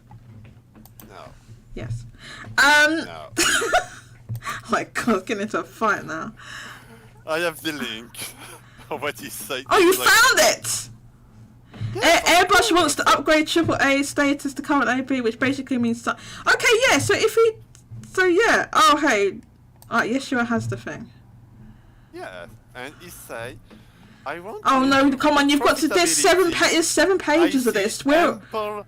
Tell me where it is. In our operating profit margin. I love this. I'm sorry. Hang on. Last page. Hang on, I need... Okay, I'll get to that, but I need to talk about this. Alright, the first... The first sentence in this investor briefing. The first sentence from there, it says, I am Takashi Kiryu. Full stop. Yeah, but what's the relevant part for people? He had to introduce himself. I'm just laughing that that's just, he just said that. In the investor briefing, he just says that. I guess it's because they have... Yeah, okay. To be fair, the other guy said it. I guess it's the financial officer or something. I am Atsushi Matsuda. Oh, no. That's the old president. What's his name? Atsushi? Okay, I don't know. Well, I guess I wouldn't know what his goddamn name is. Okay. So... Okay, Yeshua said it's the last page. It's a good last page. Last page, yeah. Before, can we just look at these L's of that their things dropping down? And this is... Oh right, we look at the L's later. Good lord. The last question is the last page. Let's see if we can make this a bit bigger. Last page. Make this bigger. Okay. Question: what do you hope to accomplish now that you assume the role of president? Answer: I want to improve our profitability. I see ample room for improvement in our operating profit margin. I'd like to start by working primarily on our HD games. In addition, rather than slowly attempting to create brand new IPs, we intend to take a nuanced approach to investment whereby we also identify existing IPs with the potential to be upgraded to AAA status, taking into account return on investment into account as well. In doing so, we hope to establish greater depth to the layers of our studio. Lastly, I would also like to continue to consistently grow our publication, amusement and merchandising segments as sources of recurring earnings, thereby our group to mitigate the volatility of HD games segment and improve its profitability. Okay, so this is really interesting because that last bit, everyone talked about the games bit, but this last bit, I think everyone missed or just ignored. That basically like they want to invest into their publication, amusement and merchandising segments more, so they don't have to rely on the HD games because they're volatile. So their publication is their manga and books, amusement, they've got their arcades via Taito, merchandising, it's all those Torgal plushies and Cloud in the Dress statues is what he's talking about. So go back to the previous argument. God almighty! Nowhere it is say that they will reduce A and AA games. Look, alright. He says, this is what he says. So when he means HD games, he just means all of gaming, by the way, because they don't make any standard definition games. It's just what they mean console games, basically. Console slash, yeah, but the games that they make for mobile are also in high definition. They just call it's just yes, but they're not included. They are separated. They are considered as mobile games. Okay, so it's it's to distinguish PC slash console games from mobile games. Yes. Although the mobile games are also in high definition, to be clear, but yes, I think the name is just a leftover from when there was standard definition and HD games. So it doesn't mean they're making standard definition games. That's all I mean. Anyway, in addition to slowly attempting to create brands, so not making new IP or not solely making new IP, they want to invest in existing IPs to upgrade it to AAA status. So we're waiting to see that AAA mana game, PS5 only, baby. Yeah, no, I personally think the comment is more against Forspoken than any of the middle and small games they made last year. Oh, instead of because they made Forspoken as a new IP. It's a new IP to and be AAA. Okay, so they're saying. And I personally think that's how I read it. Yeah, actually, I have more AAA, but instead of making a new IP, they will upgrade one or maybe two or maybe three or few of them IP in AAA. So I actually agree. I actually agree with you. I think I would read it that way as well. Yes. I think this was in maybe interpreted, and I think maybe David Gisdom, he maybe said the way he wrote it didn't read like this. Now that we have the official English translation, it wasn't like this. And if you read taking the return of investment into account as well, mean even if a small or medium scale project made a good return of investment, for example the Saga series, going by what he says, they will continue. Yeah, so I think I would read this same as you, Yeshua. I would read this charitably and say because it's taking into account return on investment. Now, Forspoken was not a good return on investment. I don't even know if they made any profit on that game. Actually, I think they lost a lot of money. I don't think there was no profit. I think it was just a loss. Yes, and I think they wrote off the whole thing, and they got the studio. Luckily, people didn't lose their jobs, I'm happy that it wasn't just like we're shutting down the studio and get rid of these people. They didn't lose their jobs. Yes, but the studio doesn't exist, has been absorbed. It's been dissolved basically. So the studio doesn't exist anymore. But the people are working in other departments in Square Enix. So yeah, instead of making, I mean that was Matsuda's vision. Okay, what he wanted to do is making this new AAA IP, right? So they're not doing that anymore. Yes, well. So it's really logical because it's very high risk. Yes, I mean all these games are high. When you're making a AAA game, they're all high risk, right? But he's saying, well, it's probably going to be less of a risk if we use Iron 16 IP. Yes, but honestly, besides Nier, I don't think which IP they could upgrade soon in AAA. But it wouldn't be soon, because he's just saying this now, and he just got into power in in May. No. I mean, having a project in development as AAA. I mean, a new Nier is probably in development already. I mean, it would have to be... how Nier Automata is done. He's talking about in the future. Future, yes. Nier Automata, honestly, I mean, not Nier, the next Nier game is going to be already in... they said yes, it's already in development. It is likely to be AAA. Yeah. So the first Nier was not AAA actually. They didn't make that as a AAA game. That was a AA game.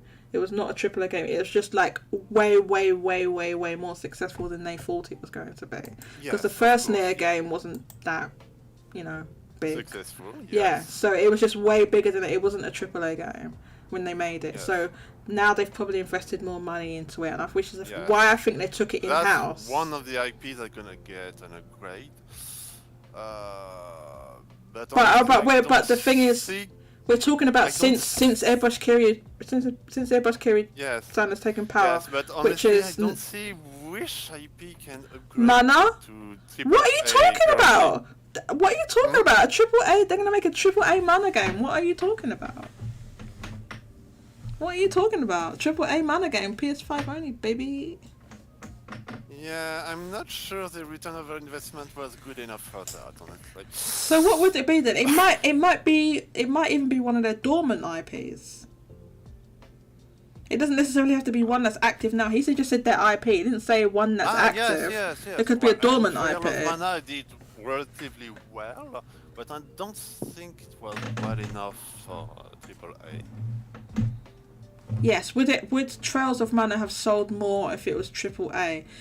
The answer to that is probably not. Which is why that wouldn't be a good return on investment. If you're spending more money and selling about the same, then it's not a good. Most likely. Right. So it could just be one of their dormant IPs. Maybe they're just like, okay, let's bring back, Parasite Eve or something. It's difficult to take the return of investment into account for a dormant IP. So, yes, you might be right. Right, yeah, but I'm just saying it's possible since he didn't say. It just says one of their IPs. It just says existing IPs. So I mean, he says upgraded, so you might think it was one that's active, but Square Enix has a bunch of dormant IP, right? A whole bunch of dormant IP. Which one would be worth a AAA status? That's the thing. Square Enix doesn't have of their active IP, you can say, But even inactive, that's something that's not Final Fantasy. Yeah, but the issue is most of the RP are RPGs, so. What he doesn't say not RP. He doesn't say not RPGs. Yeah, sure, it'd be RPGs. Yes, no, but there will be, for example, if they made a AAA Chrono games. A AAA Chrono game. For example, but would it be? He's saying that, but I can't. It will. What you mean? I think what you mean is. Audience, I think what you mean is action RPG. If they made a AAA Chrono game, but it wasn't turn-based, it was an action RPG. Example of a dormant IP if they made an action RPG Chrono game, whether it's AAA or not, I don't think that would go down well because the people that yes, no. I think it wouldn't make any difference if it was triple A. Wouldn't make. There's people that like the Chrono games being turn based, so in that effect, you would be kind of selling it. You wouldn't be trying to get like the original audience, the current, the fans of those games. You'd be looking to a whole different audience that would be, the IP would be completely new to them. They wouldn't have any attachment to the IP. Make using the old IP kind of useless. Kind of useless because it's almost a new IP at that point. Yes, but it's kind of a Soulaker 2 situation. But if you're saying, okay, so they made a game AAA, but you're talking about, I think maybe what you're thinking about is like action RPGs versus turn-based RPGs, right? So they've turned Final Fantasy into an action RPG. Kingdom Hearts is already an action RPG. Dragon Quest, that's turn-based, but again, that's they don't have like all the control over that. That's Hori and his thing. So then you've got Nier is an action RPG. Okay, so just say Mana is already an action RPG. So then what else? All their other games, most of them are Star Ocean maybe, but say that again. I think Star Ocean, but I think the last one happened to Star Ocean. Oh, Star Ocean. Oh, sorry, for the pronunciation. No. So it's fine. I just probably can not understand what you're done saying. good well enough. Star Ocean, the last one kind of flopped. Yeah, so But I mean, if they put more money into Star Ocean and goes like, here, try this. Here's a bag. Is that going to make them make those Star Ocean games? But what I'm saying, the reason I say that is because if they're going to be putting AAA money into something that's not an action, like a turn-based RPG, so you're talking about a lot of like, I saw like in here people saying Bravely Default or Triangle Strategy or something. So are they going to make an action RPG AAA Triangle Strategy? Action RPG AAA Bravely Default? What if you make Bravely Default into an action RPG? At that point, it's not Bravely Default anymore. It's now something, because you can't have that Bravely in Default system really. I mean, I don't know how that would work on an action RPG, to be honest with you, because it's like, I don't know how that would work. I don't think it would really work. So this is what I'm saying. So what Square Enix has in their mind is, this is what I think anyway, action RPGs. It needs to be action RPGs. You want to sell it, you're going to sell it in the West, it needs to be action RPGs. If we're putting AAA money into it, it's got to be action RPG. So then what, like, so I'm thinking like, what is going to be upgraded to this AAA stuff? Not Nier, because they're probably already doing that. That's not Nier. So what you're left with is Mana. Ones that are already action RPGs, right? So what you're left with is Mana, Star Ocean. What was the other one? Honestly, Is everything else they have turn-based? I'm sure there must be some other stuff, but I can't think. Harvestella real time, but I don't think they were gonna turn that into AAA. Say that again? Harvestella is action, but I Oh, don't wow, think they ain't doing turn that. AAA. That game didn't do well at all. That's not. They're not making that. Plus, it's like a farming. I with you on that. I think it did well enough. Well enough to turn into AAA? No. Not for AAA. For maybe a second entry, maybe. Maybe a second entry. But also, that game has the farming element, which, like, are there AAA farming games? No. That's not really. That's probably why they made one, because you can sell well without making a big. Okay, so what I'm saying is Square Enix willing to put AAA money into a game that is a turn-based RPG, which is like when you look at all their back catalogue, it's all turn-based. Are they going to put AAA money into a turn-based? Now, I would love it if they did that. I would absolutely love it if they got one of their dormant IPs and made a AAA turn-based game. Are they willing to do that though? I think they are just like, it's action up. Apart from Dragon Quest, which they don't have control over, that's Hori, that's going to stay turn-based. But like, we're talking about their own their own There is IP. The only turn-based beside Dragon Quest that I could see AAA that would be Final Fantasy IX Remix.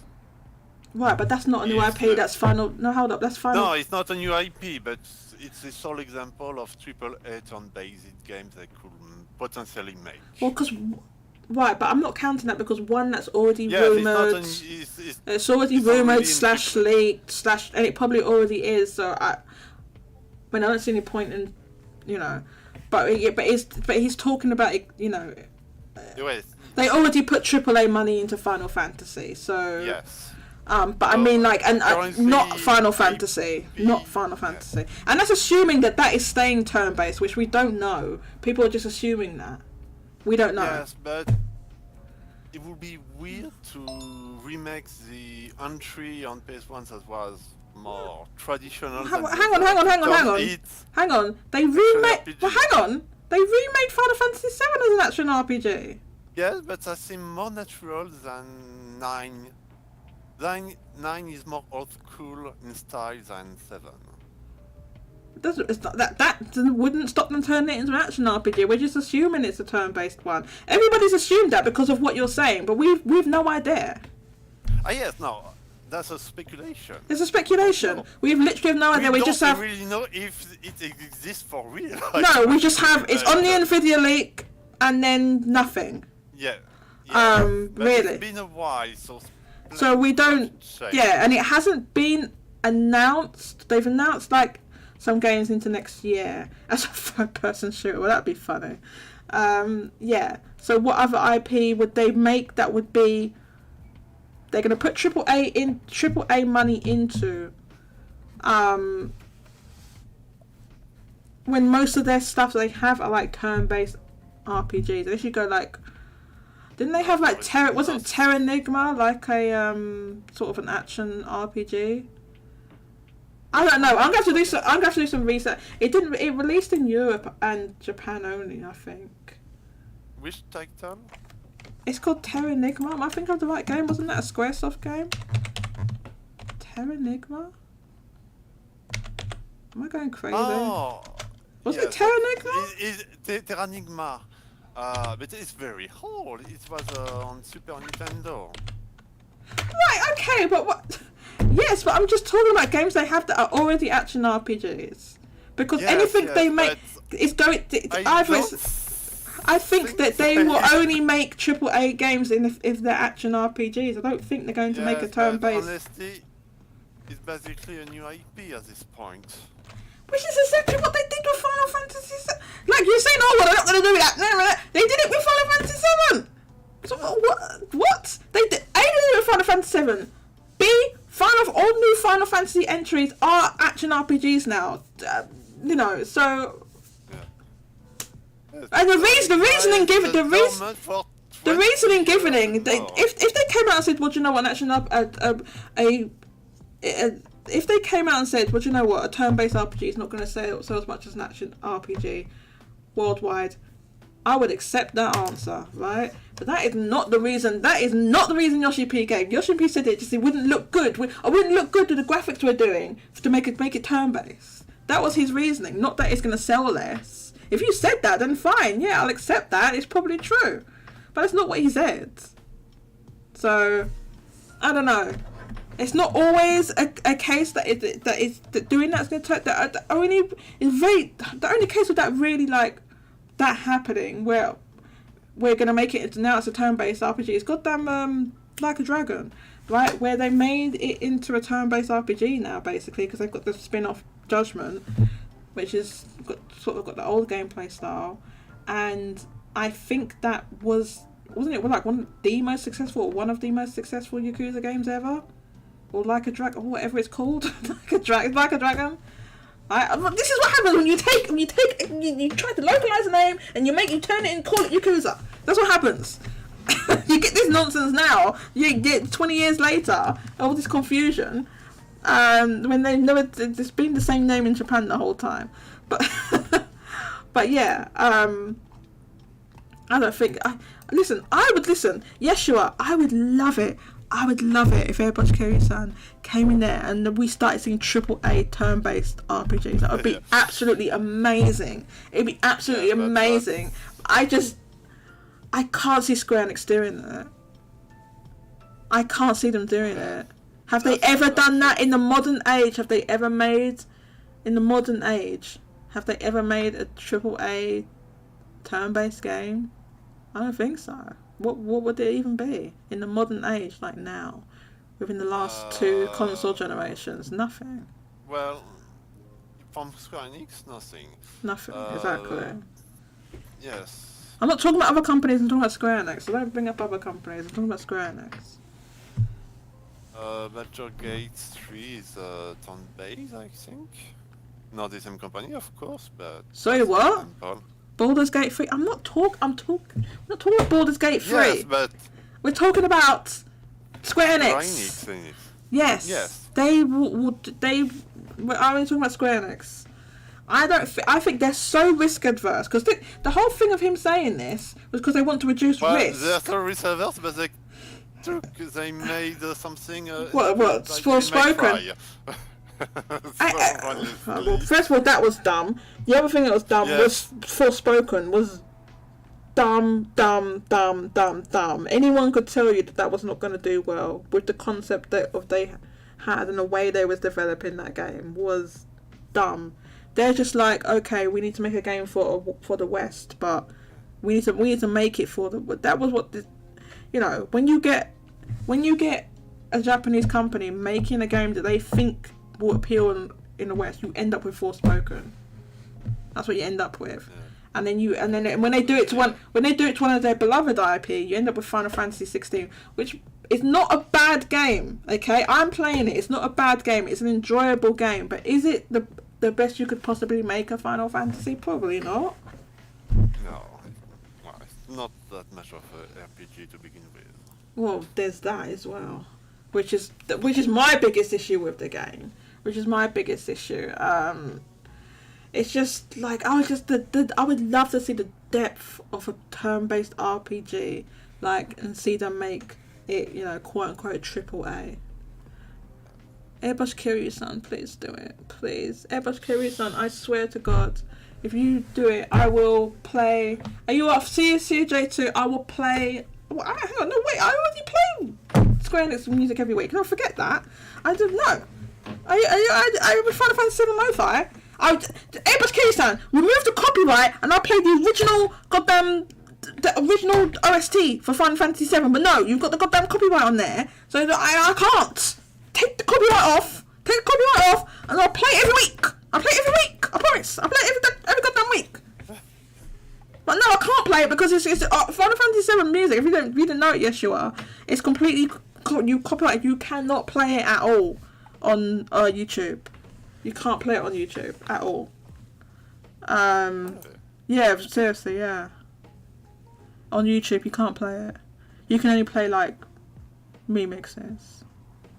If you try to play that on a live stream or something, you get copyright. But luckily, my channel's not monetized, so it wouldn't affect me in that sense. But I don't want to, risk all that sort of thing, that copyright strikes and all that type of thing. So yeah, we can only play. That's why we play the lo-fi remix. Exactly. Right. So everyone's bailing. I'm tired. Yeshua's tired. Yeshua, thank you for joining me for nigh on 3 hours, or over 3 hours. Thank you for joining me. Thank you to J Arthur. J Arthur was here. J Arthur, one more comment, said, in the Furukawa era, Nintendo has acquired Next Level Games, SRD, Dynamo Pictures, now Nintendo Pictures, and have acquired a big land to make a 13 style. But yeah, they're basically making a development building number 2 that's going to be I think bigger than the existing building, and presumably going to fill it up with people. So yeah, so they don't do a lot of acquiring. So even that, it's not a lot of stuff or big acquisitions. It's companies Yes, they were it's working more with already. strategical. Strategical. Strategic. Yeah. Yes. Exactly. So thank you, Mousy, for joining me. Totally not what's here, but teeny wee one and had to go. But thank you for the time you was here. I hope you can catch the VOD. Vinnie Mac, thank you for joining me earlier on the call. Thank you very much for your input. You know, I always appreciate it. There were other people that were here that were in the pre-show that I can't remember who it was. So I believe it was J2 and Roche was here. And is that it? I tried to shout everyone out. Kike, sorry, I forgot. Kike was here. I tried to shout everyone out. So if I've missed you or I've forgotten, I apologise. It's not because. Oh yes, sorry. Red Hood was here for a bit. Sorry, Red Hood was also here. Thank you for joining us today, Red Hood. Thank you for these Majima pics. Mousy. Mousy loves her some Majima. God, she bangs on about him all the time. Anyway, I hardly ever talk about Shirtless Sephiroth. I don't even know, nowhere near as much as Mousy talks about Majima. Like seriously. Have a look at how many times that she's talked about Majima. Like loads times. Anyway, thank you so much, everyone, and we'll have hopefully our normal schedule back next week, and we'll get a TGS roundup done. Thank you, everyone. Bye bye.